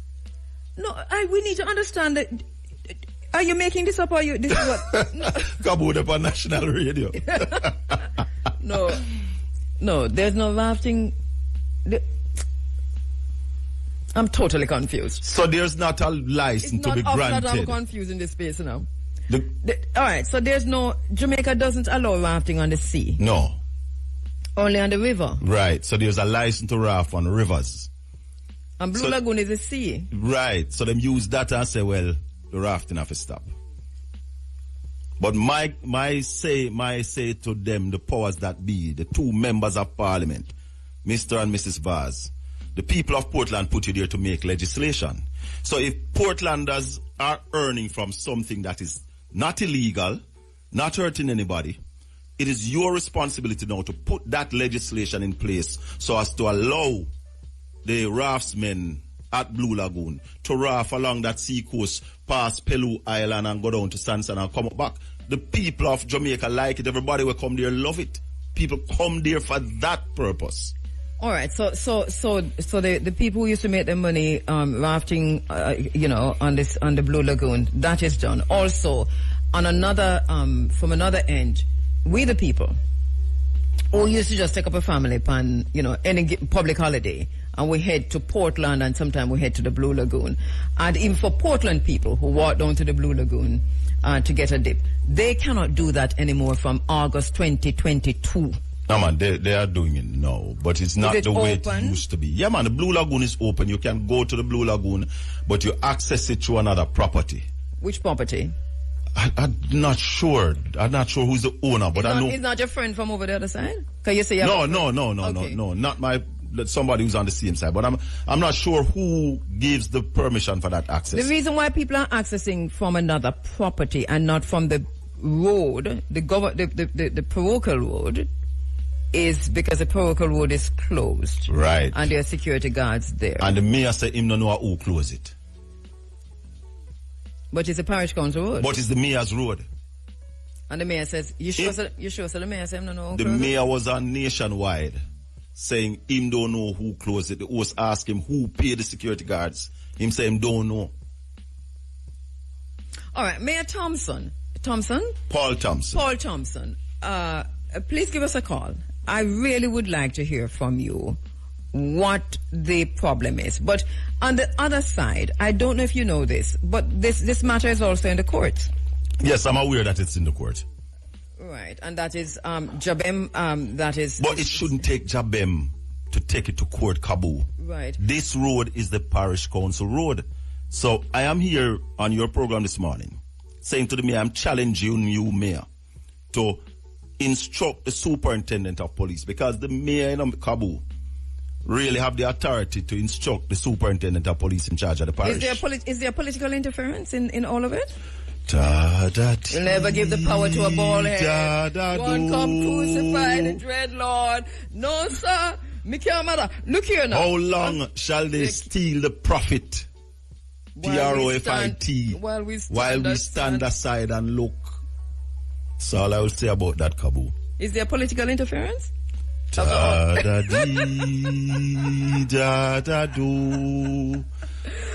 can't say. No.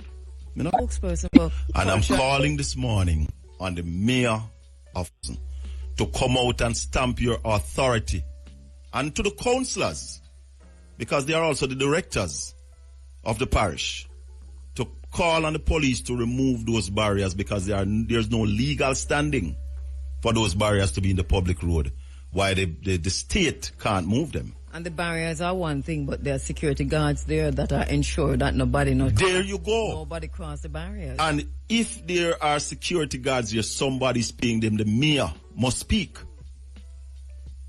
So the security guards are from a private company? Of course. So do we know which company? No, I don't know which company it is. But we can look on their uniform and tell. Are they plain clothes? We can most of the time, because I go there and walk past them in Kabu. And you go down to the Blue Lagoon? I go there and walk past them and tell a man don't touch me. Is it because your name Colin Bell? No, because I just feel I'm on the public road and I have a right to walk on that road. But not all of us can test it that way. We did that too, but we did it in a group. But at the same time, we were tearing down the barrels of guns. Because really and truly them can't do nothing and them know it. It's a public road. But I felt threatened. But must. When I go there too, I pass them, but I dip on my P's and my Q's. You know what I do not want? Let me take a break. You see, because people are going to want to challenge this. And we saw a situation the other day where a brother went to a property and was walking along the beach with his partner, with his wife, and we saw how the security guard, and we're not blaming the security guard, no, because I don't blame the security guards, I'm telling you the truth. They are paid.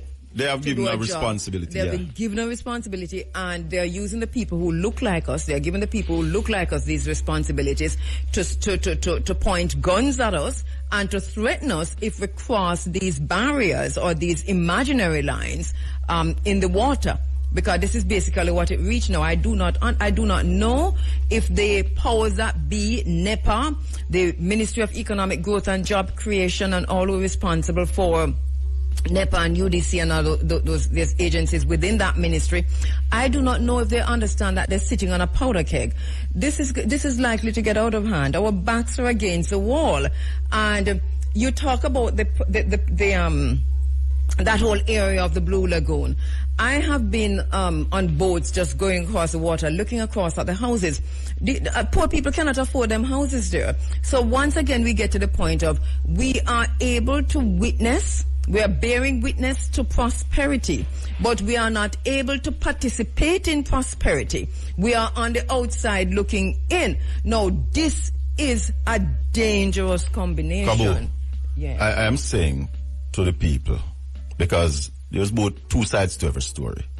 And I'm saying to them that if you can afford to pay security guard down there 24/7, why you can't just have police down there during the days regular? Because during the night nothing happen down there. Have police to monitor the situation, to make certain that rules are adhered to and the behavior down there is of a certain standard, and allow the people to conduct business. It is a prime spot where Jamaica wants to go to. Yes. There is a case for the carrying capacity of any of these sites. So you regulate it. Exactly. So I don't have a problem regulating and adhering to rules and laws, but this stiff restriction of people from going there, no, I'm not depend on that. This is why I'm asking you if there's political interference. Kabu, as I said to you, Dada-dee? Dada-dee. All right, let me take a break. Let me take a break. But we find ourselves talking about the Blue Lagoon. But because you're also, you didn't come with your political hat, but I tell you to put it on, and I'm going to ask you to keep it on, as Deputy Shadow Minister of Culture and the Creative Industries, because it's all of Jamaica is not just Portland. No, not at all. No, we have a situation out here, so thank you for coming in. Mm-hmm. The White River, I don't know if you were in Panama. That's why we played this song for your colon, man. Yeah, man. Right, so you're just coming from Panama, so I don't know if you recognize or you've heard. I've been following. Right, so your own thinking on that, and what's the solution for all these people who have been rafting on? I've been in Ochi. I've started working at Ochi from me. I go to school from in a lower 6. Me I come and work at JBC Radio Northeast, and I take the bus and go back. Rafting was always upon the White River with freely rafting on the White River. So what is the problem now? The problem, Kabu, is a failure to put in measures and to maintain our attractions, even our roads. Because why you want to stop rafting on White River? You can't stop it. Well, they're saying they don't have any license, but that is river now, that's not sea. No, but you fix it. What do you mean you don't have no license, them can't get it? They say there's one licensee so far. There's one person. And I don't, listen, this is the news. I'm just quoting the news, which... And that's why I remind you, there are two sides to every story. So right. what is the real reason? What is happening there? Is it that somebody have the sole authority to conduct rafting on the White River? But it couldn't be that way. Could it be that way? I don't know. That's a question.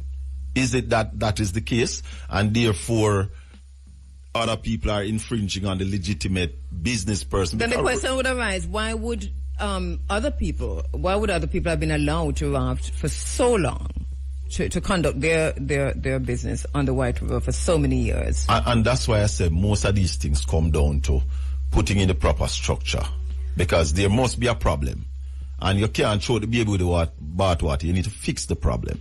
Whatever the issue is, I don't know the details of White River. Why? Yeah. I think at one time I was hearing that there is somebody with a license to do rafting in that area. Yes, I heard that too. But so what is your concern and your party's concern for the fishermen folk and for the rafters and for the artisans and so on who have been driven off the White River, and what is likely to happen to them now? It takes me back to carrying capacity of an ecosystem, Kabu. Yeah. An area can't all the while hold 100 vendors. Right. It's just not practical. So regulate it. And that's what I'm saying. So what it needs is regulation. I mean, if there has been one licensee, let's say from 1962, from what people Filomeno, yeah, it doesn't mean that you can't get a next one in now, because you say more tourists are coming, the pie is bigger. Yes. So then maybe you need to give somebody else one, but you still can't have 100 people coming in on the licensee who is paying a license, paying insurance, and that I do take, because I notice another situation at the Rio Nuevo village where I know that there's a licensee who developed that entire area. Right. For rafting on the Rio Nuevo inside of his private property, but that there's another entity that has set up business at the top of that of his business, and I'm wondering, how do you issue your license? What can you tell us, if anything? And maybe that's why the government have to step in, Kabu, because if I have a license to operate here and I set up the place and operating, and you come topside me, you don't have no license, you set it up, we are now competing at a disadvantage. And the thing is, I don't know if this other entity has a license. I don't know, I'm just saying, if this is the case where people are operating without license on people who have a license, paying insurance, paying all of these high costs, you not paying any costs, but you're competing with me for the same dollar in the same space that I am paying for, and you're not licensed. And you are not licensed. So it takes the government have to now step in and correct the situation. Just like we're calling on the parish council to step in and correct the situation at Blue Lagoon. Yes. Government have to do what government needs to do, just like we are saying that the government needs to step in and ensure that Usain Bolt get back in money. No, that's also another thing, and I want to go to that too. So hold on by Usain then, and let me just say, because in Rio Nuevo, I find this particularly interesting, because I go to the Rio Nuevo beach a lot. I mean, that is where I write my book them, Yes. It's where I meditate. You get the meds there. That's where I go get the meds there. And but I know I've been watching the growth of that area, and I've noticed over time that the proprietor at the Rio Nuevo village has developed a nice little ecotourism situation, heritage ecotourism situation, But above him, right above him on the same water, in the public area, there is a very similar business going up, and apparently it's being allowed to operate. I don't know if that person gets a license from the government, then the person would have to operate. Is the government likely to issue two licenses, competing licenses? It depends on the carrying capacity of the area.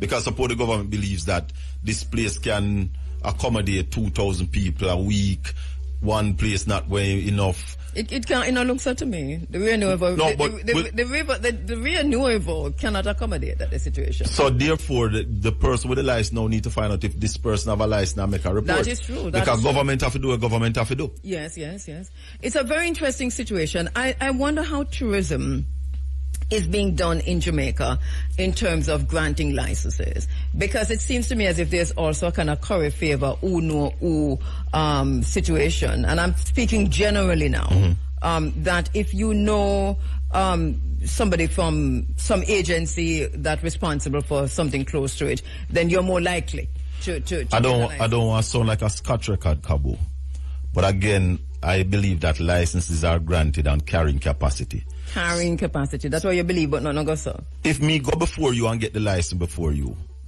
and me have the place I run, you might can't get a license for that place right there, so because the government might not be issuing two licenses for the area. So then now people are saying, because Shakar, that's why Mr. Bell get it and me not get it. But you still have to look at that. These are questions arising across Jamaica, because there is the tourism is developing in a pretty neoliberal, selfish, capitalistic way. Yeah. Plantation tourism, and people who and this one of the reasons why I'm concerned about Rio Nuevo is because I like what I see happening there. That's heritage. That's eco. That's right. Really people. Yes. Oh, that's all, yeah. Yes. Yeah, man, on the left over there. You can't even call it, you can't even say tourism in the wider sense. That's a whole, you know what I'm talking? Yeah. But you know what the problem Jamaican have, Kabu? Yeah. If them see a set up a business and it will work, I see a business they want to set up too, you know. We not diversify. Once a man see if a man see a sell water and it a sell him just want to sell some water to make a... And that is why you need structures in place, and that's why you need legislation, and that's why you need protection. Yes. Because there has to be protection. Yes. And fair competition. What about fair? Who is responsible for fair competition? It's the government. Which you have a fair trading commission, you know. Under which agency? Under which ministry? I don't know if it fall under the Ministry of Economic Growth and Job Creation. I think commerce. That's our commerce somewhere there, so it might be. Yeah. But you have to look at those. We just need to start use with creative juice more. Yes. We are a creative people. But I'm very concerned about TPDCO and NEPA and the UDC and the lack of transparency.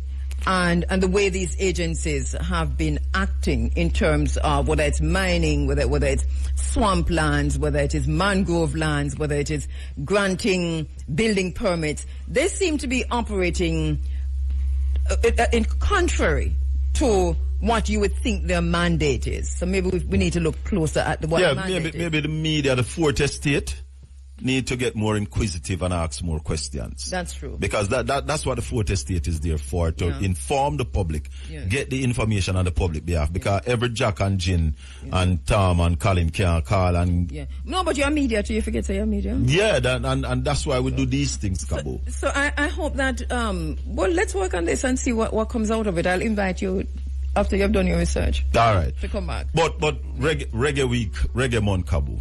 Let me take a break and come back to Reggae Month and also to Usain Bolt. Yeah. March, Taurus Riley, Ernest Smith, Tanya Stevens, Bunker Herman. These are the honorees this year. This is happening on Ash Wednesday, March 5. And busy as usual in charge of this and doing a brilliant job. The honorees, Taurus Riley, Ernest Smith, Tanya Stevens, Bunker Herman. Ash Wednesday, March 5. Looking good and sounding good. So that is, we're going to go back now to my very special guest in studio, Colin Bell. He is a Deputy Shadow Minister for Culture and the Creative Industry. He's a businessman, he's an event promoter, he's a broadcaster, master of ceremonies, former People's National Party candidate for Eastern Portland, former member of the Jamaica Defence Force. Why are you not candidate for Eastern Portland again? There were some issues on the ground, and I was not able to bring together all the comrades to our unified team going into the election. Oh, so in other words, the comrades didn't want you? No, two comrades, the two councillors weren't giving me their support. The people on the ground wanted me. Okay. But all right. It's a team thing, so... So who is the candidate? Isaac Buchanan. Isaac Buchanan, okay. yeah. Okay. All right. So you mentioned Usain Bolt earlier, and being the spokesperson for culture and the creative industries. I want you to situate this for me within a global perspective, because it seems to me as if here on the island it is being dealt with like everybody kitchen it there. But this is a global issue because it is Usain Bolt. This is not PMP something, you know. From the first day I heard of the fraud, I said to my friends, I said it on here, I said it to a lot of people, that Usain Bolt must get back in money or Jamaica is going to pay dearly for it. I have been watching it. The former Minister of Finance said that he would leave no stone unturned. And I thought he saw the importance and the seriousness of it. He would bring in the FBI. We have not seen that. We have not seen the pace to which you would want to see this done and Usain Bolt get back in money. And you correctly said it, because it is Usain Bolt. Kabu, all men are not equal. Anytime you start believe that, you believe in a fallacy. Usain Bolt is one of the top people in the world. You take away money. Somebody who works for this country, who gave his all. I like patriots. When I signed up for the army, I did it voluntarily. As I tell people, I'll still take up arms for this country if needs be. That's how I love the country. Now, when you see a youth sweat, blood and tears on the world stage and earning money, come back and invest it in Jamaica. Because the kind of investment that you do in a SSL is you give your money and say you can use this money and invest it in a Jamaica. Do things in a Jamaica and create more employment. Invest it. If you lose by investment, fine, you're not going to lose everything one time. But if you lose some by investment, you're willing to take that risk. But you're never going there expect nobody to take it away. And then when the youth come out now after 2 years and talk about his money and tell the people, I'm not get back a dime, I'm not get no argument, people want to politicize that. How you do that? I notice that there's some efforts to politicize it, and it is a shame. Jesus. This should be taken as a Usain Bolt, as you would take a Bob Marley. Yes. He's not here. Because of the person Usain Bolt, what he has accomplished, the fact that he's now a global icon. He's a global personality. And so that, and even because he's a human being, there are many reasons to do this. Any one of us who you tea from, we expect that there should be some checks and balances in place. And I have a very similar situation, I can just tell you. And I'm just, watching Usain, and my money is nowhere near Usain money. And so But you don't have the amount of money that Usain have either. Well, that is true. And nowhere near it either.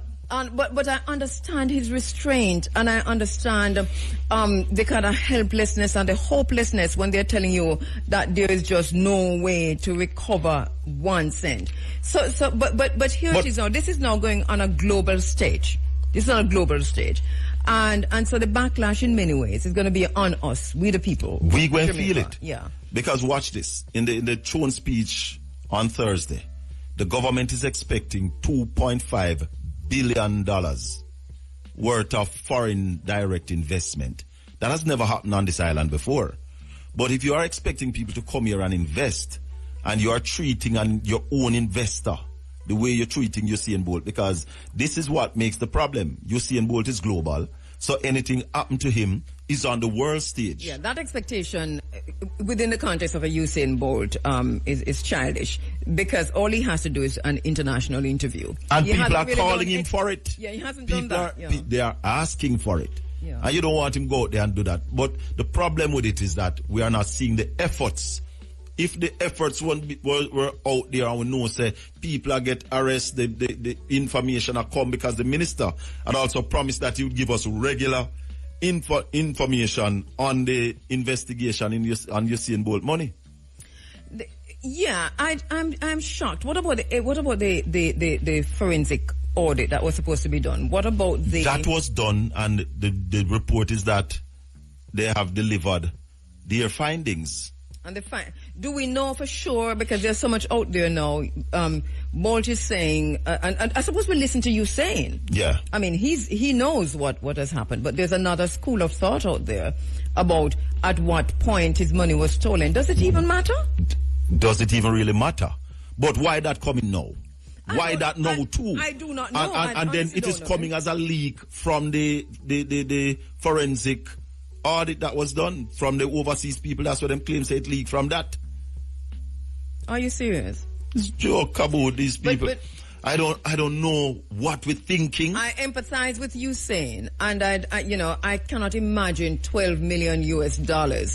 And why is it that they're thinking that it doesn't matter, that Usain can cushion, that he can stand the blow of losing 12 million years? It is a damn shame. If it happened to Usain, Kabu, it will happen to your child, and it will happen to my child. Because I feel it for him as a father. Because, as fathers, nobody no wants to see your boy better than you, than you. We want to see the best for our sons. And when your son go out there and make it, and then you see people just take it away from him, it's a shame. It burn your heart, man. Yeah, man, it's a shame. It burn your heart. It's a shame, and we are getting conscienceless now in Jamaica. And it's a hard blow. Have we heard anything from the Prime Minister regarding this? Because this is Usain Bolt. I can't remember. I'm not saying that he has not said anything. Yeah. I can't remember. But you see, this is what I want to show people, Kabu. Usain is a creative, because sports is a part of the creative industry. Yeah. Usain Bolt came from nothing to be now one of the wealthiest Jamaican through the culture and the creative industry. And that's why we are saying to people that this is where Jamaica now needs to start looking for economic growth. This is how we are going to enrich our people. And I sometimes wonder if our leaders are afraid of this industry, because it is boys like Usain Bolt, girls like Shelley-Ann, boys like Chris Gale, girls like Bunny Shaw, who through the culture and the creative industry, Vibes Cartel, Beanie Man, Shaggy, they become wealthy. And we are saying that we have not even scratched the surface of the possibilities of that in Jamaica by creating 2,000 more millionaires through the culture and the creative industry.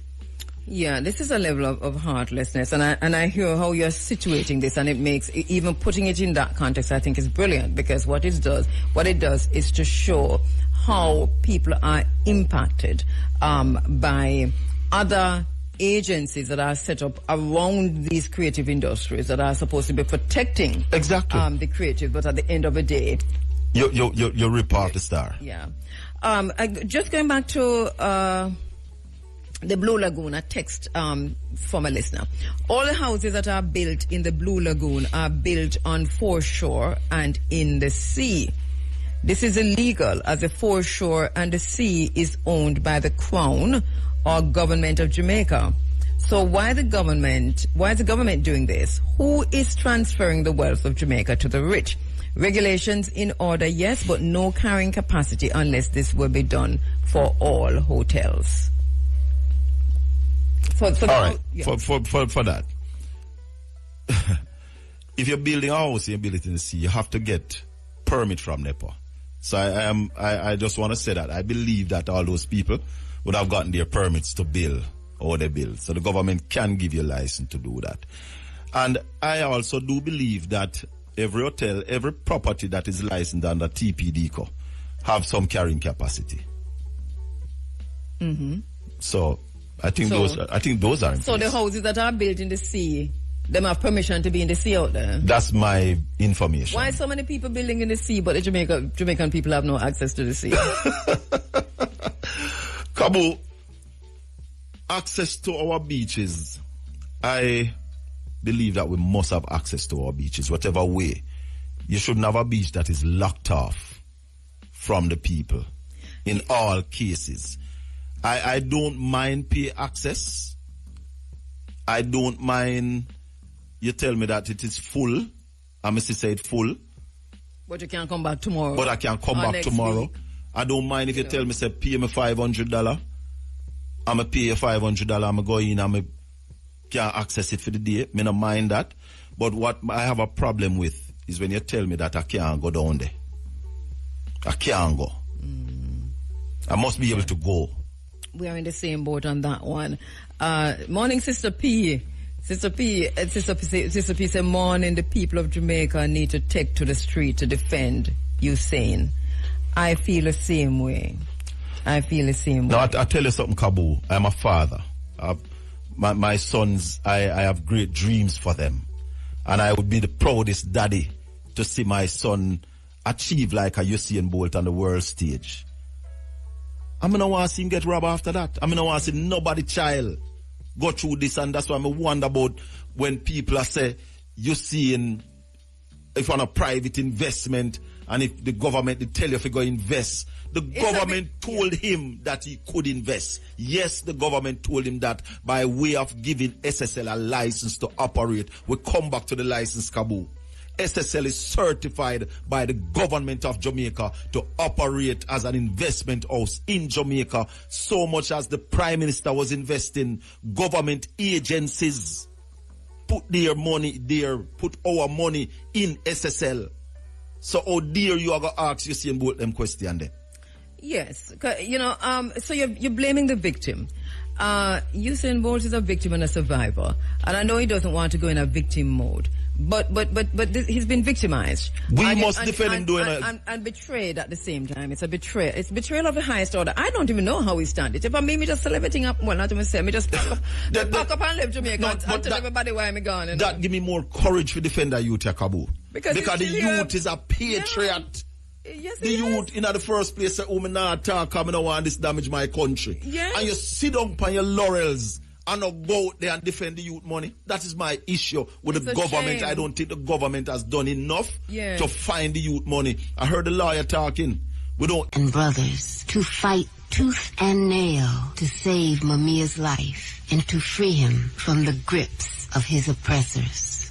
All right, we're back with you in the final hours, the final minutes of the Africa Forum. It is Running African. Colin Bell is in studio. He's a Deputy Shadow Minister for Culture and the Creative Industries. He's just returning from Panama. You know, it's interesting that you come for, we just talk about Panama and Ting and where you see, and to talk about culture and how, but we still end up talking about culture. And this is a good thing about it, that we are talking culture seriously. Yes. Before we go to Panama, quickly now, here, I have a whole lot of messages coming in, but this one is what was said about NEPA. We had this conversation about NEPA. NEPA can issue licenses to build on the foreshore, but can't give the sea to anyone. By allowing a house to be built in the sea, you have permanently transferred that part of the sea to an individual. And the question is, where will this end? What are the implications of allowing people to build in the sea? Are we about to lose the sea as well? We can ask all those questions, Kabu. But We're gonna ask. What I answered to firstly was what exists permanent as is now. As a people, we have to determine where we want to go in. And that's why I heard you earlier talking about the referendum to come, and people should register to vote. But people should register to vote not just for the referendum, but Jamaicans need to vote in your election to elect your members of parliament and your councillors. So important it is. If we had a mayor in Portland who was a strong person and could have stand up, the road of Blue Lagoon would not have security guards manning it. No. I do not believe that. I strongly believe so. Let me tell you why I do not believe that. I have been on this road for a very long time, and it is not a parochial road. I have been on this path for a very, very long time. And the extent to which we have lost our beaches, access to the land around beaches and access to the beaches, majority of that took place in the PNP. Under the PNP government, between P.J. Patterson, Portia Simpson-Miller, and straight into Bruce and straight into Andrew. Nothing has stopped. It is... You know how Israel is seen by the Democrats and the Republicans, whoever come in just bomb Palestine. This is basically the beach issue in Jamaica and access to the rivers and the waters. The PNP and the JLP are capitalists 2.0 who have the very same thinking on access to land and access to beach, and that is why we're in the I don't want to use the word that come into my mind, but that's why we're in the thing where we're in now. But it come down to who we choose to lead. It not come down to nothing like that. So you're saying we choose myself. Exactly, you're saying every man is going to be the same thing. No, I disagree with you. But every man has been the same thing. Every man who has been there already. So who are going to change it? Mark Golding has never been there. What is Mark Golding saying about it now? I have not canvass his personal views on the Blue Lagoon because... Is it Mark Golding also a private property owner who in real estate who have beachfront properties where the beaches are privatized? Are you saying that if I can buy a piece of beachfront property, I shouldn't buy it? I never said nothing like that. You tell me that Mark Golding is a leader who's going to change it. And I'm telling you that it is not within Mark Golding's interest to change the status quo. But why would you think so? I think so because I want you to talk to him. I have opened the space to Mark Golding. I am sure that Mark Golding will come talk to you on Sunday morning. He hasn't shied away from being on the phone, but I've opened the space to him, and if he wants it, he can get it. No, but I'm sure, me have a talk to him, I'm sure. Anytime. I am sure the party leader will come and sit down with you on Sunday morning like this and have those discussions with you. Well, you never come here as JLP, so stop it. No, me never come here. Me never been a JLP. As PNP, you mean? You never come here. No, you never come here as PNP. And that's why I still want to talk about Reggae Month Kabu, because it's something that is burning me really bad. Take the time. Take the time, because... Kabu, yes. We have been having Reggae Month for quite some time now, and I'm disappointed with what it is that we have as a Reggae Month. Right. Let me just draw a line under what you're saying, and just to preface what you're saying with something very important. In 2007, myself, under the guidance of Carl Young, Big A, led a delegation to Nana Rita Marley because we were about to embark on a series celebrating reggae artists. Dennis Brown, Bob Marley, Peter Tosh. We were about to embark on some wicked concerts. And we wanted the buy-in of the relevant persons. We went first to Nana Rita Marley because we know her and know the kind of person that she was. And we gave her this idea. And we said to her, one of the things we want to do is to declare the month, Reggae Month. And she says it has to be done through the Ministry of Culture at the time, led by Babsy Grange. And she got up out of... Is that Mr. Big A beside me? That is the bigger A. Mr. Big A, grab the microphone. We're glad you're coming in because... That is the bigger A. What you know a long time. What's that? What you doing, man?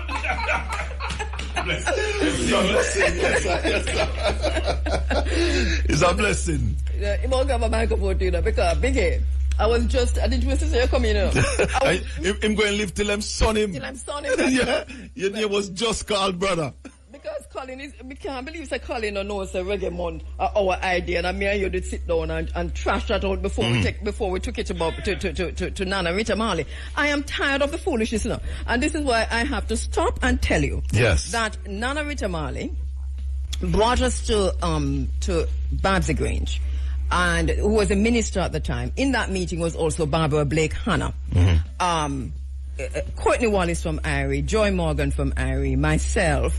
You know, Big A, we keep leaving out. Wasn't Sidney Bartley? Was he in the meeting itself, or was he came afterwards? Hold on. I'm going to tell you something. Yes. All right, no, you ask me, and then I remind you of something.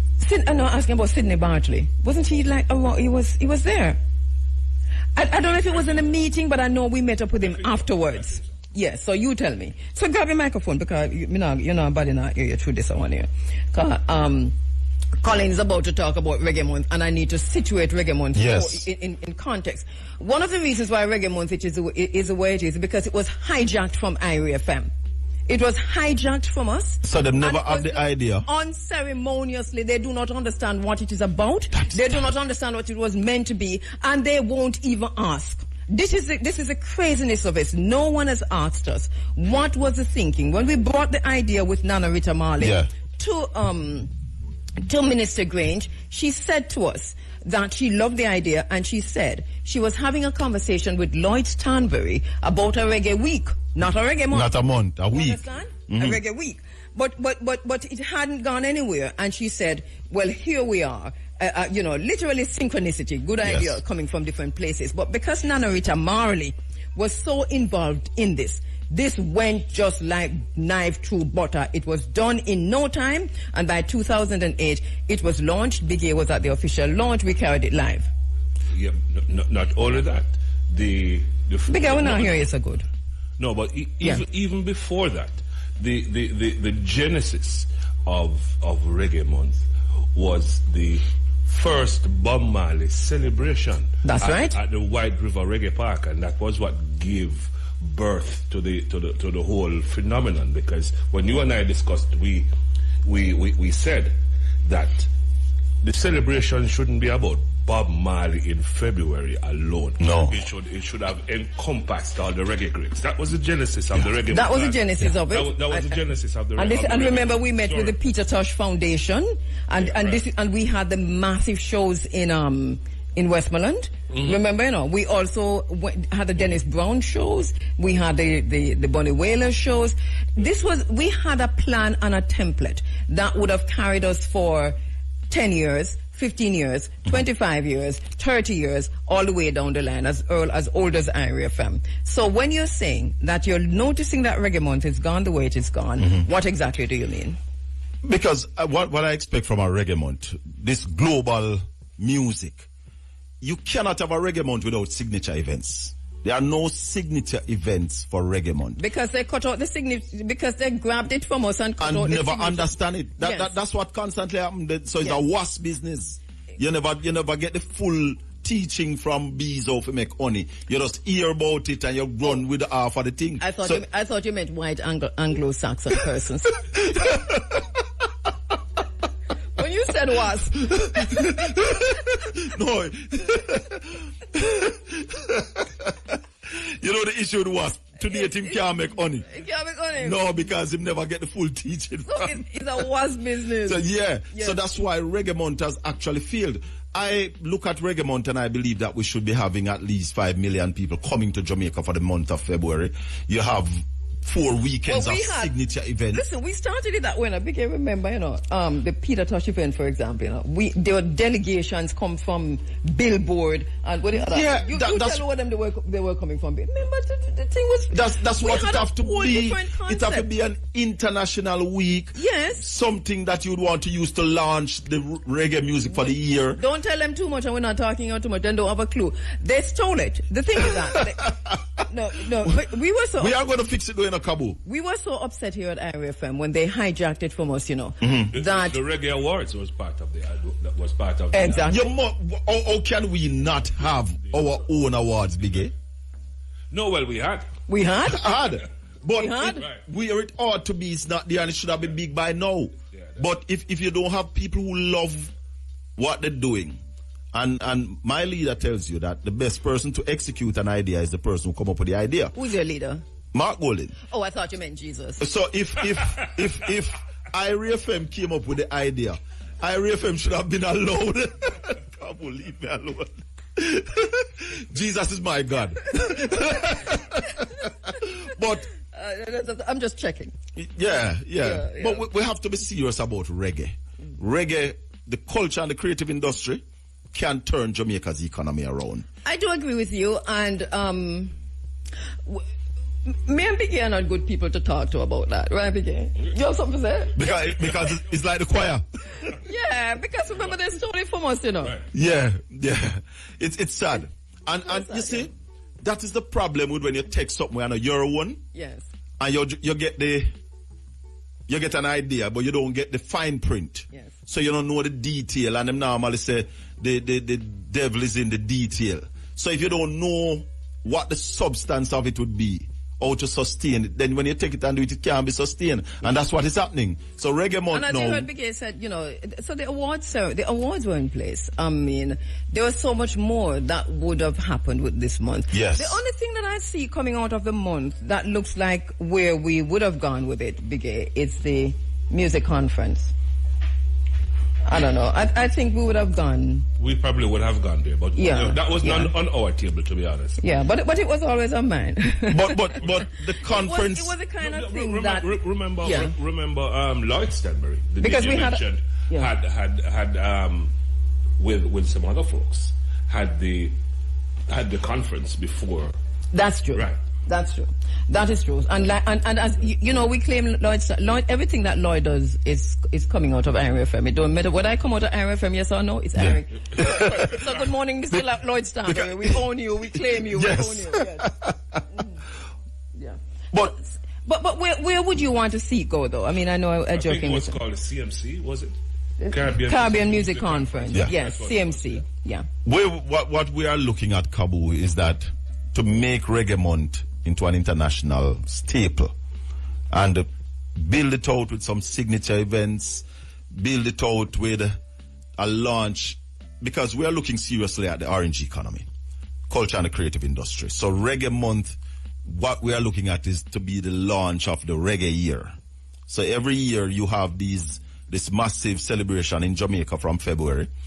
Launch it out into a world tour for our artists, because I believe that the shows that should be kept in Jamaica during February should have all the icons, all the upcoming spread across the month. And just like how Intimate, Vibes Cartel, Freedom Street, Rebel Salute, those sort of events, you must have them in our Reggae Month.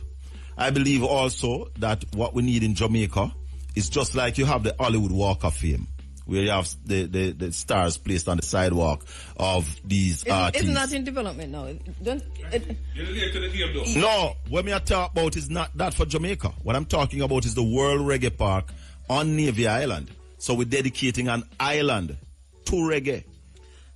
But Navy Island was part of the what you call it again, the FinSac. Navy Island was properly FinSac, I think, No, Navy Island is owned by the government. It's under the auspices of the Port Authority now. Do you remember when Navy Island was FinSac? No, I never know that Navy Island was under FinSac. I know that they used to have some guest houses over there when we used to go to school. And I think the Mazookas, they had some business over there for a time. I totally forgot that we had a call from, listen, we had a call just now, and I don't know if it was online still. My sister, if you're there, can you send her through if she's there? Because I think she heard us. What she wanted to comment on was the discussion on Usain Bolt and the way he's treated, because she's written a book called Too Black to Succeed. The FinSAC experience. So, I don't know. We don't have time. It is 6 minutes to 10. Big A came in at the same time, and that is what threw us. So we don't have time. We'll talk about it another time. But Navy Island was part of that whole process, though.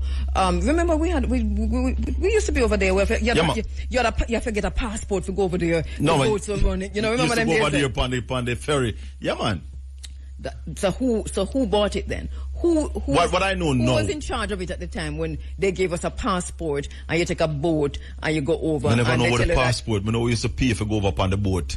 I think we used to pay $50 for go over upon the ferry. That's an informal thing. But formally, no man, that was formally. It was acquired by a bank, you know, one of these banks or insurance companies that ultimately got FinSAC. I'm just saying. I'm not sure, but what I can tell you, who owns it now? Who owns it? We the it's people? Owned by the government now, under the auspices of the Port Authority. So does that mean the Crown or we the people?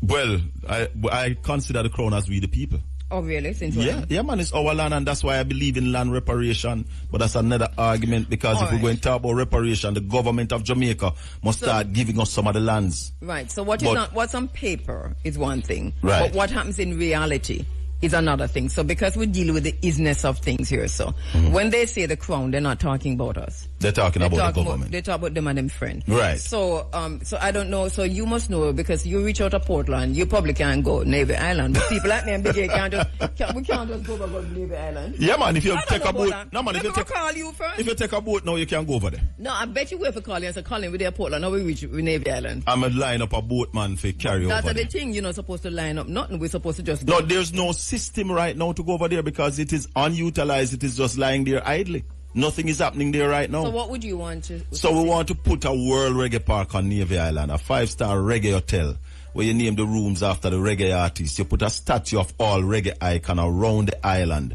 You digitize those statues, so when you go over there, you can either watch the content of who the statue is made of. You can download digital memorabilia from the statue, make marijuana legal on the island. You twin the island also as a film studio, and you put in a state-of-the-art editing suite over there and a state-of-the-art reggae studio. So it is you also build a venue, because the island is 78 acres, you know. So you put a 2,000 or 3,000 reggae venue over there that you can have your constant reggae concert on the island. So you build out as an attraction. What do you think about that, Begin? It sounds like a brilliant idea to me. You build it out as an attraction. The logistics might give us a problem, but conceptually it sounds like a solid idea. Man, pull a Damien Crawford by you. If them want to take it, take it, Kabu. What I want to see is that done in Port Antonio. And then Port Antonio would start see growth generated right in our midst. So Papa Kervin says, blessed greetings. I think the government should give him, that's Usain Bolt, 12 years tax-free on all his income if they can't find his money. Right. That's an idea, but something has to be done. Something has to be done. That's something that you'd have to look into. Would that work out to anything substantial? Because maybe it wouldn't, you know? But all right, it's 2 minutes to 10 o'clock, so we're not going to be able to take a call. I'm so sorry. And okay, so Busy Campbell, hey Busy. All right, so lots of comments, and I'm not able to get through. Moti Morris, I see you there. K-Dot, my brother. Akeem says, I agree. It's totally with, except me believe Mark Golding will do better. Most PNP will not cop to saying that the PNP had he's saying that the PNP had, somewhat to do with the fact that we've lost so many beaches. And that needs to be acknowledged. And what happened, under the last PNP administration? No, the one before, PJ Patterson. Remember, that was the time when we had the Spanish invasion. So most of the Spanish hotels were built at that time, and they were built on the beaches. We can't get away from that. And Paul Ward says, hi, Kabu, the Beach Control Act allows pre-1956 encroachments to stand. We have been talking about the Beach Control Act ad nauseum in this space. This is basically what is being challenged now by Jabem. And unless we attack the Beach Control Act, which is being weaponized against the people of Jamaica, nothing will change. We can talk until the cows come home, but it is what it is. So it is and this is where Mark Golding comes in. Somebody needs to introduce a bill in the House to repeal the Beach Control Act. Is that so hard to do? As it relates to that level of legislation, Kabu, I have not gone into detailed research on that, to how hard that would be, but as I said earlier about the Blue Lagoon, legislation, it is our MPs that make the legislation. So whatever needs to be done can be done. And I got a call, a message while we were on. The raftsmen from Blue Lagoon, they are saying that they are now granted license, but they have no space on the Blue Lagoon to make back any rafts or anything like that. So what they are saying that they got license till the license expire, and they weren't able to use those licenses at Blue Lagoon. So something still need to fix. Because the Blue Lagoon, in terms of the access to the Blue Lagoon, right? And the people only have access to the sea. And remember, there's a beach. There's a beach just before you go down there, where them used to have the boats and the rafts. Right, on the other side. Normal, right? The road going down to the lagoon at the left. There's a little beach there where some cars used to park and things. Right. It does sound like them have access to this, so them can't make back no raft. So the license have been now expired and they have not raft. So what to do where do we go from here, Kirsten community? This is all we have to say goodbye. Mr. Bigay is here and we've already had our little chit chat. Thank you, Kabu. Anything else left, Mr. Bigay? No, not at this time. All right. Anybody know Kip Rich? Yeah, I know Kip Rich. What's the situation? You heard the song? You heard the song? I heard the song, yes. I see why them call him still. No. I'm talking about the song he has done after the fact. I'm not talking about the one after that. When we had the studio the Bigay. He can't play it on radio?